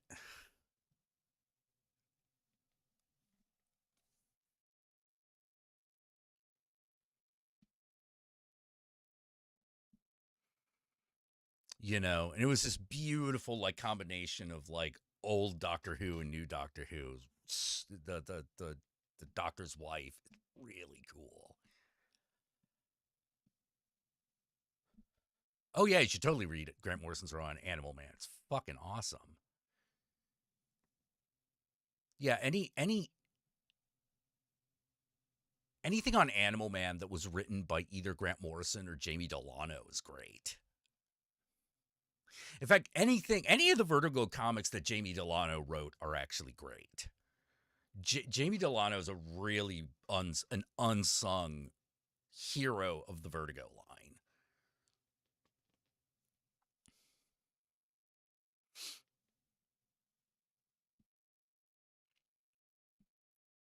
You know, I want Jamie Delano to get his ups.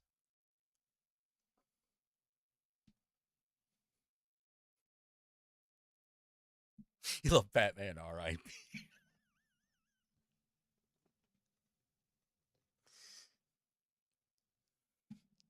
I feel like Batman R.I.P. was like fucking Grant Morrison go, well, you asked for it.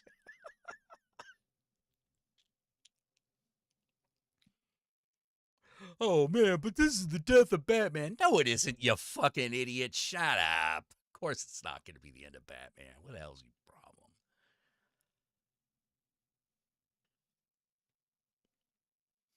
I think James Gunn should do Batman R.I.P. I'd watch that. I don't know who else would, but I would watch it. That'd be the theater opening night.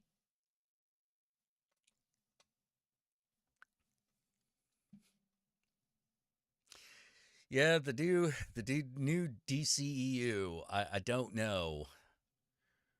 I don't know.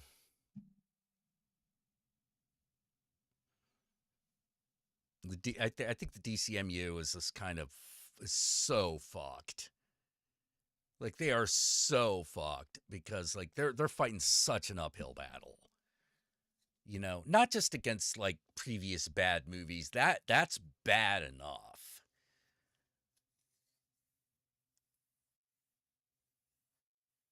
Like that's bad enough, but like the fact that the company itself is being so weird about it. It's like, oh, come on, man.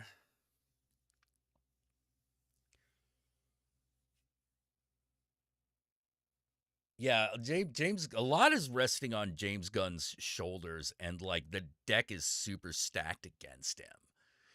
And I don't like that.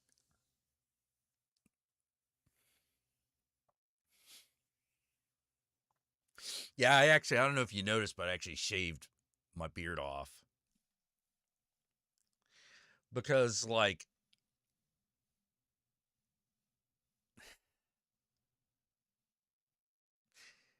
because I was like on TikTok, I was on like TTRPG TikTok, and I was noticing that most of the people that I follow, at least on TikTok, they're all grognards. They're all like old dudes, old white dudes. You know, and I'm like, I'm not no white dude. I mean, I'm getting to old, but like I never thought like these guys. I never have, I never will. So I'm like, you know what? Fuck it. I don't want to feel too old. So I just shaved it off. Oh, Peacemaker's great. Peacemaker is awesome. Yeah, they scrapped the Coyote versus Acme movie. Now, to be fair, that's a movie that I found myself going, I'm surprised this even got greenlit. But, you know, whatever. You know, what are you going to release it on Max? You know, like Warner Brothers animation style? Like, whatever. Like, I'm sure that'll do about as well as they always do. It'll make some money. But they're like, nah. But all that work. All that fucking work, man. Like, oh, fuck you, guy in fucking charge of shit.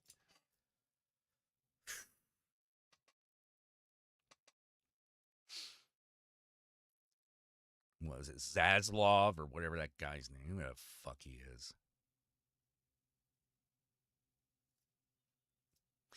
Dumb white dude's got too much power in everything.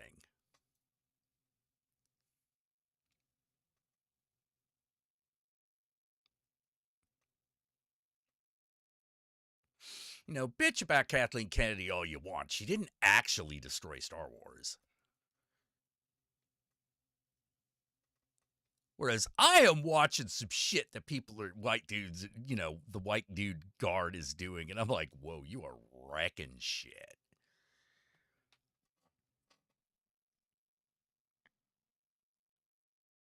Yeah, Batgirl's on the shelf. It is basically finished.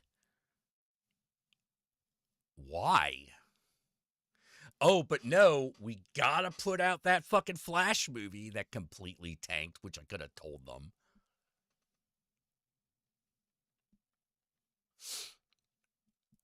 Well, I feel like it would have at least, the Batgirl movie would at least have done as well as Birds of Prey. Probably better. Probably better because everyone knows who the fuck Batgirl is.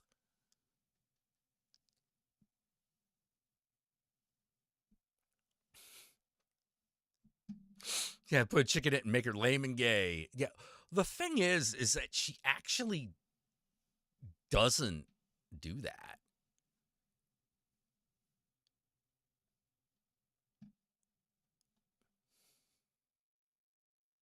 That's actually not something she's done. Kathleen Kennedy's kind of been blamed for a lot of shit she didn't do.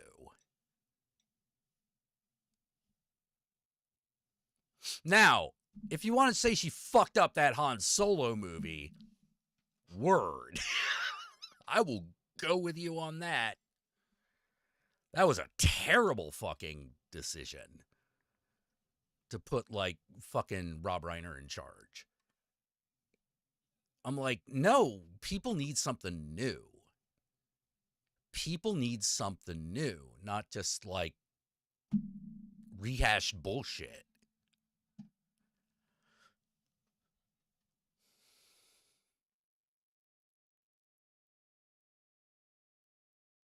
The reactionary crowd, it makes terrible art. Oh, yeah, no, they're really bad.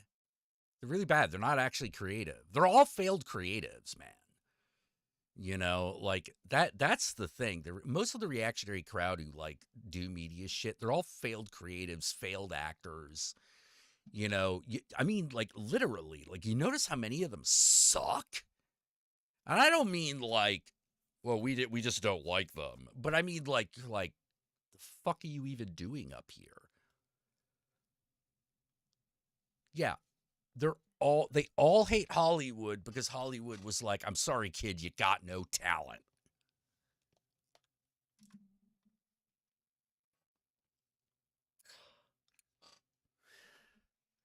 Oh, the sequel trilogy, that was Bob Iger?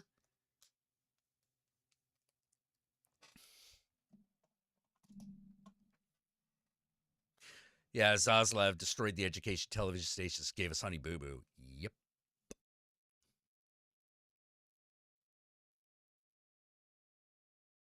Yeah. Ben Shapiro was so bad nepotism couldn't help him. Yeah, because here's the thing in Hollywood.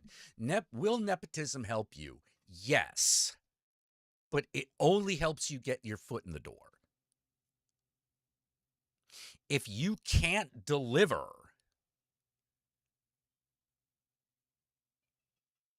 they don't care.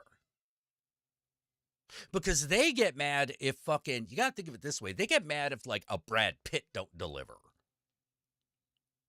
Why are they going to put up with a Ben Shapiro?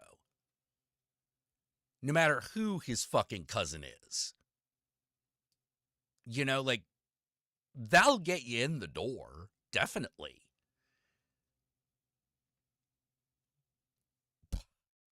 But if you don't have the goods, if you don't got the juice, you're done.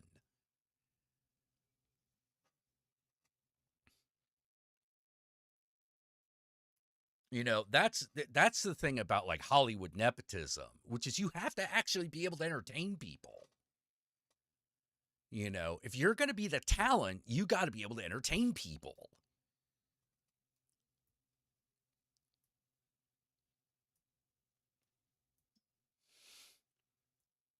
You know, the reason guys like Steven Crowder and Ben Shapiro, actually, their audiences actually are not that big. They have outsized influence. They have outsized influence in relation to what their real audience numbers are.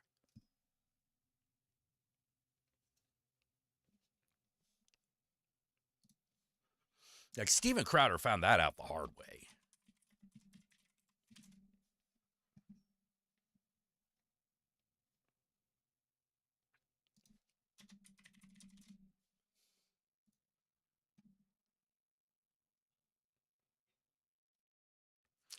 You know, like,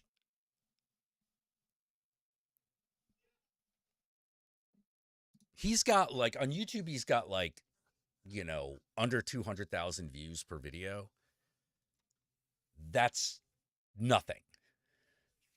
That's nothing.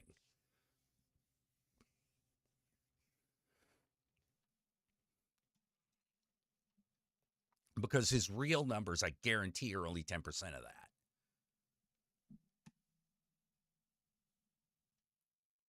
They cheat the system.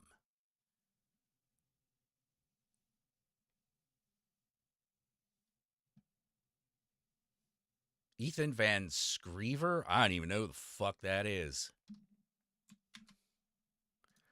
Is that the Cyberfrog guy?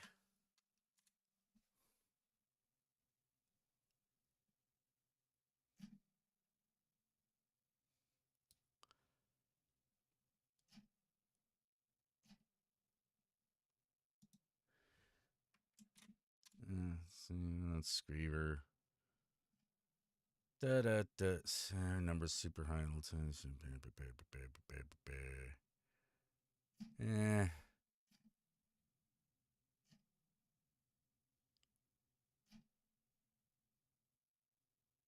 Yeah. He is the Cyberfrog guy. Yeah, he sucks.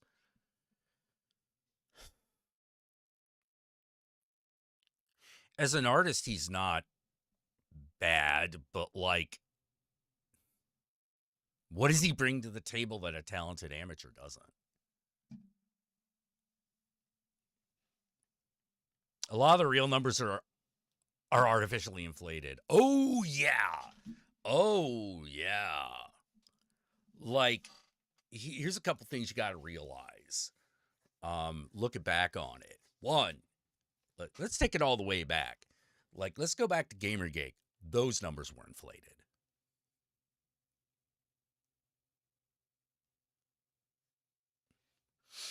Because of course they were. Not enough people gave a shit about Depression Quest. Not enough people knew who Zoe Quinn was. Nobody gave a shit.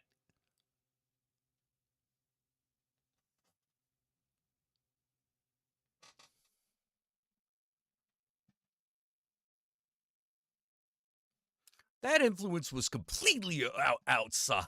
It was completely inflated.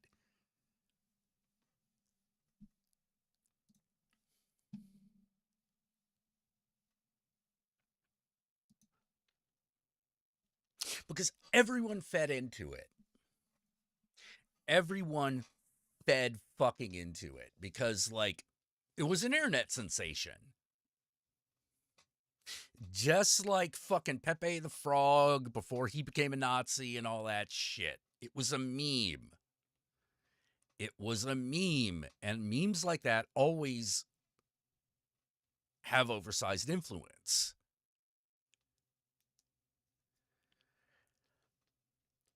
Zoe Quinn was a meme. Depression Quest was a meme. No one outside the internet gave a shit. In fact, most of the people, even in the video game industries, very few of them gave a shit. Nobody knew who she was. Because why would they? Like, why would they? Okay, you made a little text adventure. Well, that's cool. And then think about it again.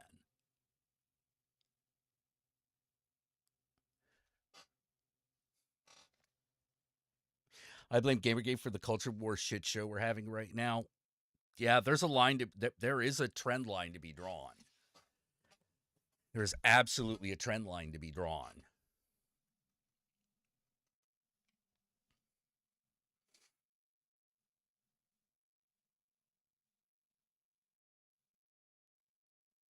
Yeah, a lot of people had an opinion because having an opinion made money. Yup.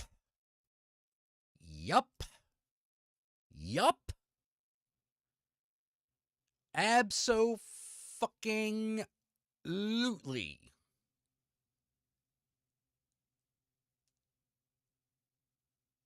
One of the things I thought was so weird was when a lot of people blamed Gamergate on Total Biscuit, which was like, what? I mean, you don't like Total Biscuit, that's one thing, but like, what are you talking about? You know? What makes you think he was even involved? Do you have something? You know?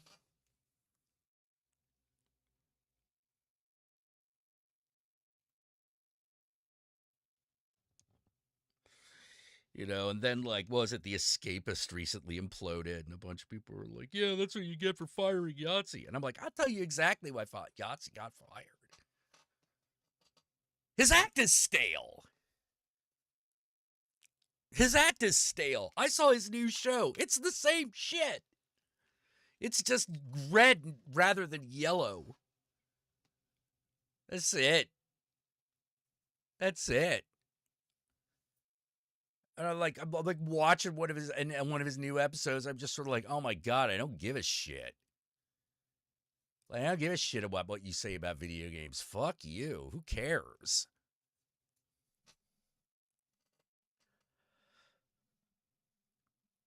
Yahtzee left. Well, okay. Oh, he didn't get fired. He left. Well, he still sucks.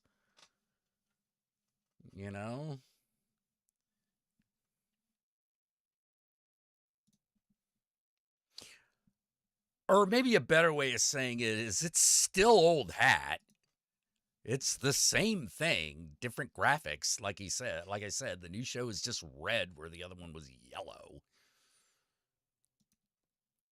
And that's when you realize, like, oh, this is just the same shit.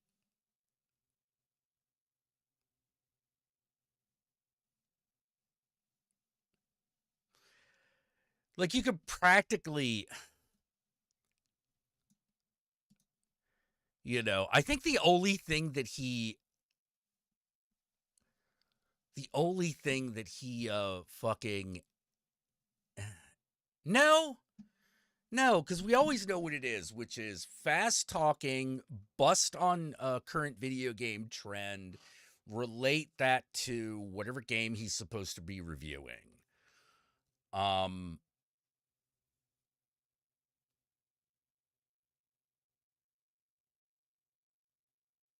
Do that for 10 minutes. And I couldn't remember a single time when I cared about his review about any game. Like, not even like, talking about his show. When was the last time his review affected anything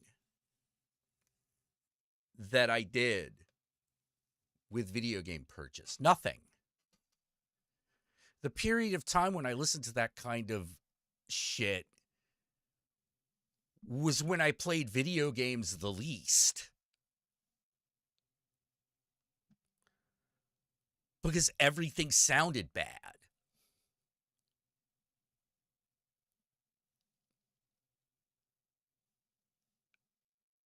Oh yeah, it's totally like 2010 shit.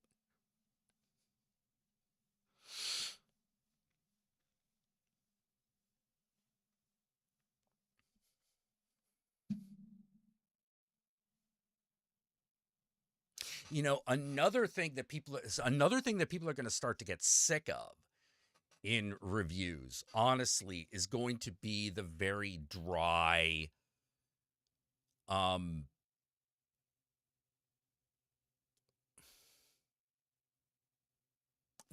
academic response.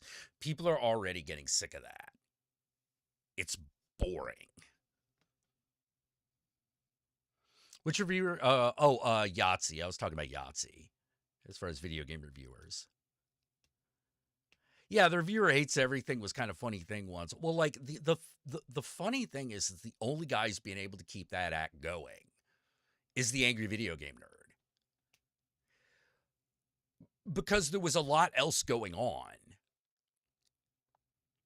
Like, if he just did the types of reviews he did back in 2008, it wouldn't have worked. So what he did instead was get more into the gags and the filmmaking surrounding it. You know, the reviews are the same. They're the same style of review he's ever done. But everything else around it changed.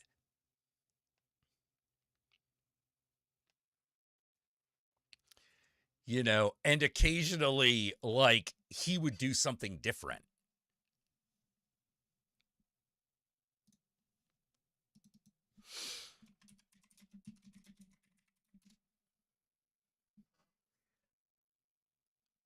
Like last year, he did one, and I know he's done others since, that I was like, oh, holy shit, this one's fantastic. Yeah, Angry Joe's show did get stale. I know what his opinion is now before I know it, you know? Before I've seen anything, I know what his opinion is.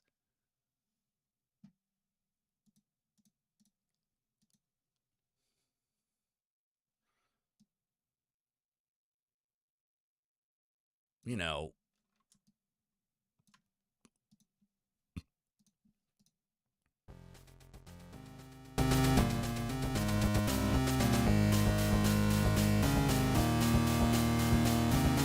like, this is one from last year where I was like, okay, still got it.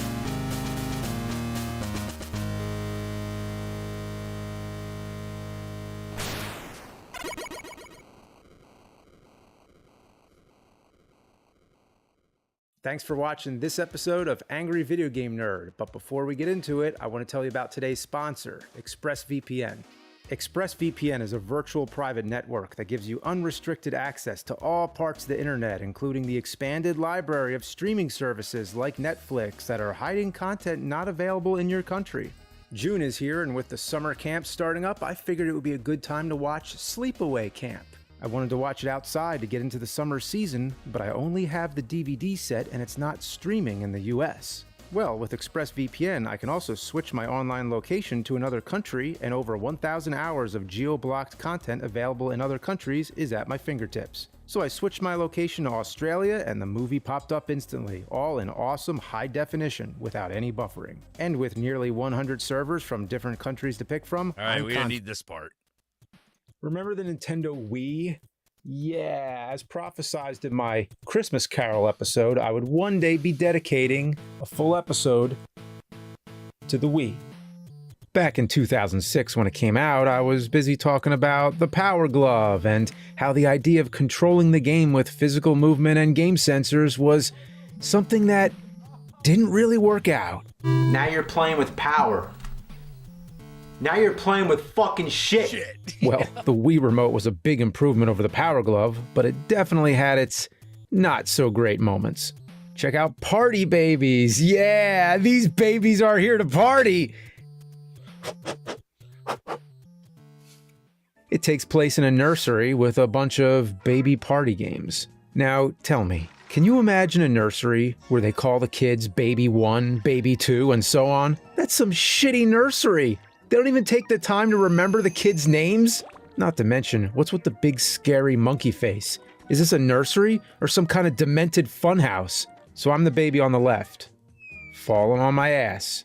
Even with the instructions, I still can't get the controls down. Yeah, that's how the Wii is. It's all about inventing different kinds of motions. Like you might have to move it like this, or like this, or like this. And as soon as you figure it out, it's on to the next minigame, and now it's all different. Give me a chance. Like this race here, what you have to do is hold the remote horizontally and tilt it left and right really fast. Does that sound like fun? It isn't. Well, I almost made it to the next part, but then the rest of the babies all jump on these little bouncy animal things, and they leave me in the dust. The game won't let me move anymore. Stop me dead in my tracks. And now I gotta sit here and watch the rest of the race? Come on, you can't leave a baby behind. That's brutal. And when they lap me, I'm gone. What happened to the baby? That's fucked up, man. And anyone who wants to tell me this game is easy would only be admitting they're good at party babies.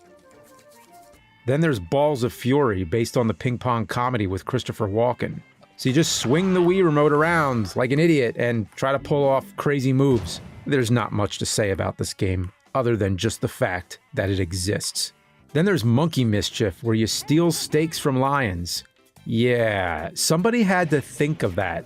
Monkeys stealing steaks from lions.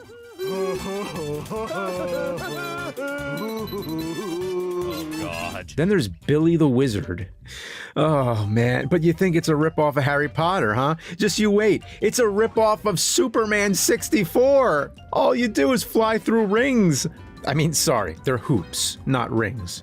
All I do is run into walls and try to make giant U-turns to get myself back around. Oh, these controls suck. It would be like if Superman 64 were broken! But of all the games I've auditioned, I think the one you need to see is Per Pals. Aww. It's one of those virtual pet games where you raise a pet. First, you pick your cat. And I gotta hand it to them, the customization is off the hook. I can't believe how many different cat breeds they've included here. Oh my, they have a Turkish van. Well, that's just perfect, because I have a real Turkish van for 14 years now named Yeti. Aww. And for this occasion, I think you should meet the elusive Yeti. Aw, so damn cute. Oh, you're so soft. You're so soft, you white little fluffy piece of shit. Oh, you fucking fuckface. Anyway, the main gist of the game is to maintain the pet and keep up with her needs. Does she need grooming? Alright, well, groom that shit. Oh god, they animated the cat lifting its ass. That's what cats do, but this one looks like she just stepped in a puddle with a live wire. The way it really goes is like this. Pet your cat down the back and they raise their butt to the sky. It's almost automatic, like it's a button called butt on. You know, I looked up the reason why cats do this. It's because they want to mark you with their scent from their anal glands. Oh, God, Yeti. I like whenever you pet the cat, she sparkles. Yeah, that's right. You ever have that happen? You ever pet your cat and it sparkles? Oh, Yeti, old lady Yeti, old lady Yeti, old lady Yeti. So much fur, so much fucking fur, you little piece of shit. She can also play with a ball of yarn. Here, oh, you want this yarn? Here, go get it. Oh shit, I threw it in the tub. And the playing was so intense, it made the tub disappear. This cat never actually touches the yarn. She just runs near it and rolls around. What's this cat's problem? If the cat's hungry, you feed her. She anxiously waits by standing and clapping like she's at some dance party. Yeah, you know when you bring your cat food and it fucking dances? The idea is simple. You put the food in the bowl, right? You take the sponsored Purina can and put it in the green bowl with the arrow. Nope, that's not a food can. That's the bowl the cat eats out of. Okay, so you grab the Purina from the inventory on the left and you place it in the Purina bowl. Nope. Okay, you take the Purina from the inventory and place it in the green bowl, and then you awkwardly turn the Wii remote to pour it out. It lands in the bowl and teleports its way into the Purina bowl. Oh, and that other blue dish, never mind that. Why does there have to be so many different bowls? It would have been the simplest thing to program. Just have the food here and the dish here. And also, who puts their cat dish in the direct center of the kitchen anyway? You can even spray the cat with water. Oh, come on, really? Then there's a bunch of mini games like Mouse Hunt. You control a mouse and have to sneak past the cat without getting caught. Wouldn't it be more fun if you were controlling the cat? Besides, a mouse would never be stupid enough to get that close to a cat. But who cares about any of that? What really concerns me is the gasoline and propane tank. Who the hell lets their cat play around gasoline and propane? Doesn't seem like the safest area.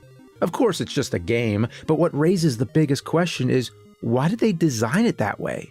Why do they stick out so much?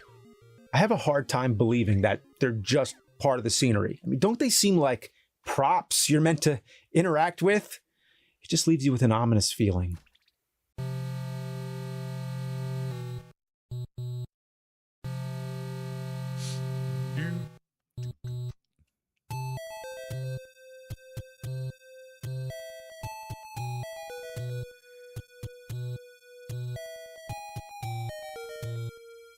Nothing. Oh, the cat went through the tire. Of course, the cat's hanging around gases and chemicals so much, it reduces the cat's molecular density, allowing her to pass through solid matter. This cat definitely has supernatural properties. It levitates. You ever see your cat levitate? What do you think, Yeti?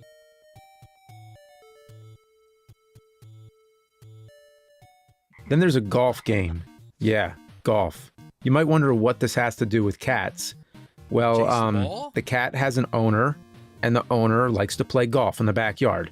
So basically, it has nothing to do with anything. Oh, shit, almost hit the cat. Then there's ping pong. Oh, God. Oh! Oh, make it stop. Make it stop. It's killing me. I kind of thought the cat would chase the ping pong ball, you know, like cats do. But no, this cat is actually playing fucking ping pong, and it's a pro. Did the people who designed this game ever own or know a cat? That doesn't happen. Oh, but it's great. This is the stuff of fucking legend. All right, let's see what you got, cat. Let's see. Ah! It's a fucking creepy gnome in the background. Please, somebody tell me, why is it there? They just put a fucking gnome just looming back there. What's the reason? Who thought, hey, you know what this background is missing? A creepy gnome. This whole scene is not normal. I'd like to see a reenactment of this. You're up, Yeti.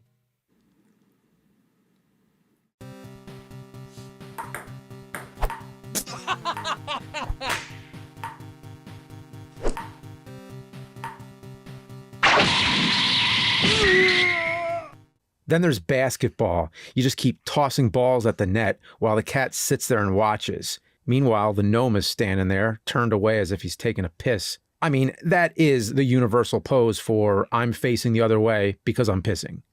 Now, what bothers me is that it seems this gnome is in a different spot than before. Now, if I had a gnome statue in my backyard and every time I looked out the window it was in a different spot, I'd be a little bit concerned. Wish that cat would do something. Come on, get that ball. Come on, you can do it. You can do it. Nothing but net. Hot damn! Yeah! Oh boy, what kind of catnip is she on? That cat fucking slam dunked that shit! That is ingenious and totally unrealistic. There's so many other things they could have included that a real cat would have done. There's, of course, the classic chasing of the laser pen, the game we like to call Kill the Red Dot, which is in the game, basically. But what about drinking out of the sink? That would have been a good one. Aim the cat's tongue to catch the water. I've often wondered why cats never drink the water after you fill the dish. I mean, it's the same exact water that came out of the faucet. Yeah, but what fun is the dish? I mean, they want the water to be fresh and flowing. Those picky little bastards. How about a stage where you have to open the door for the cat, but the cat changes its mind, so you have to keep reopening it? Or how about when you're trying to walk and the cat stays one step in front of you, so you gotta walk really slow? I mean, I wouldn't want to walk near somebody's legs. I mean, it's just this big giant coming at you. I mean, why do they do that? Or how about when you're trying to go down the steps, but they run past you because they gotta race you to the bottom? Or how about a stage where you control the cat leaping onto different furniture to get up high? Yeah, you've never seen a cat think so hard as to when it's planning the trajectory of its next jump. The ultimate goal is to reach the highest spot. You know, it's the King Kong complex. Climb to the highest peak to show who's boss. How about a stage where you get up out of your chair and then have to race back before the cat steals your spot? How about a target practice game where you gotta claw the cursor on the computer screen? How about one where you headbutt your owner? Or one where you climb into their lap and then just sink your fucking claws in there? Or where you chase their foot under a blanket like it's a moving animal? How about one where you close the closet door not knowing the cat's in there? Now you think the cat would meow because having the door open would mean they can come out whenever they want. But no, they're not ready to come out yet. So they're gonna wait hours, then they're gonna meow because cats only think in the moment. So anyway, that's a lot of ideas right there. But no, how on earth did they come up with cats shooting arrows at hearts? Oh, it's those damn cats again, always up on the ledge shooting those hearts with an arrow. Who's holding the bow anyway? And where are the other cat's ears? Then there's a Simon Says game called Copycat, where you watch the colored lights and then copy the same pattern. Meow, meow, meow, meow. You gotta love how the cats poke their heads out. I especially love the one that jumps out the top. Then there's a singing game where you have to catch the notes.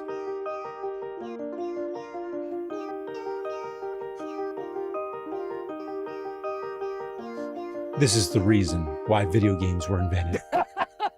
Anyway, there's not much else to this game. You just feed the cat, throw the yarn, do a mini game, feed the cat, clean the shit, throw the yarn. What?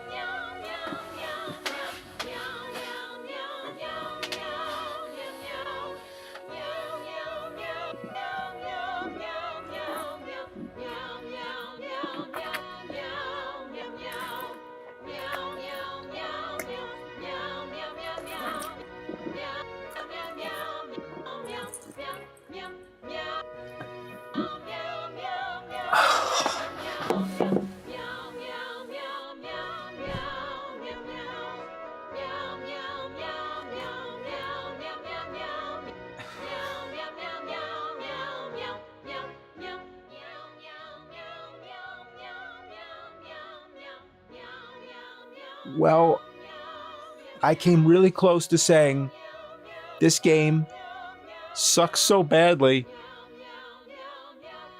It would be more fun to play with cat turds. Well, then here comes a game where you're actually playing with cat turds. Oh my God! Somebody made this game for me! Oh my God, I finally found it! Where has this been all my life? I can't even make a joke about Nintendo Wii. You know, Wii like piss? No, because we went straight to shit! This game knows what it is! And you want to know how it plays? Like shit. You're supposed to press A to pick up the poop and dump it in the bag. But it barely works. Come on, pick up the shit. Pick up the shit. Pick up the shit! I can't even talk about the controls being shitty because it's literally shit. Shitty controls of controlling shit! The only thing better would be if you took control of the cat's asshole, the cat's-hole, and aimed the shit into the duty pan. The controls would be worse than the refueling stage in Top Gun. To sum up, Her Pals, it is the most perplexing pussy Wii game I've ever played, with the clumsiest of controls, the most ludicrous minigames, the most fucked up feline scenarios ever conceived by a human mind. What were they thinking, drinking, smoking? How did it get made? I don't know. But I'm glad it did.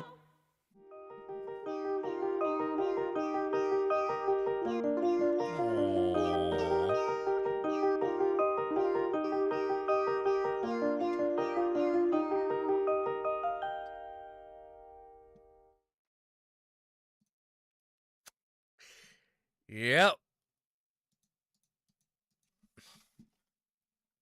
And that's still entertaining, you know? Like, that's still fun. Oh, man. Okay. All right, everybody. I think I need to get going. It's been a couple hours. I'm so glad we have this time together. You know, I'm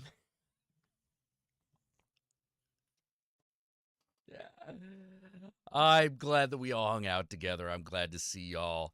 So, till next time, Ave Satanas, Disco Inferno, and let's go out on this. Hey, Vern, today's your lucky day. We knew you wouldn't want to oversleep, Vern. We only do it once a week, Vern. Me and all the other guys, Vern. We even brought the pies, Vern. It's the Ernest B. War with a story and a moral and a big chuckle, hip trip, double dip, super superine show. You know what I mean? No! Hey, Vern, we moved your furniture and now we're gonna fire up the barbecue, Vern. We owe it all to you, Vern. But now you gotta move, Vern. Hey, Vern! Hey, Vern! Hey, Vern, it's me. I'm on TV. All right. Night, everybody.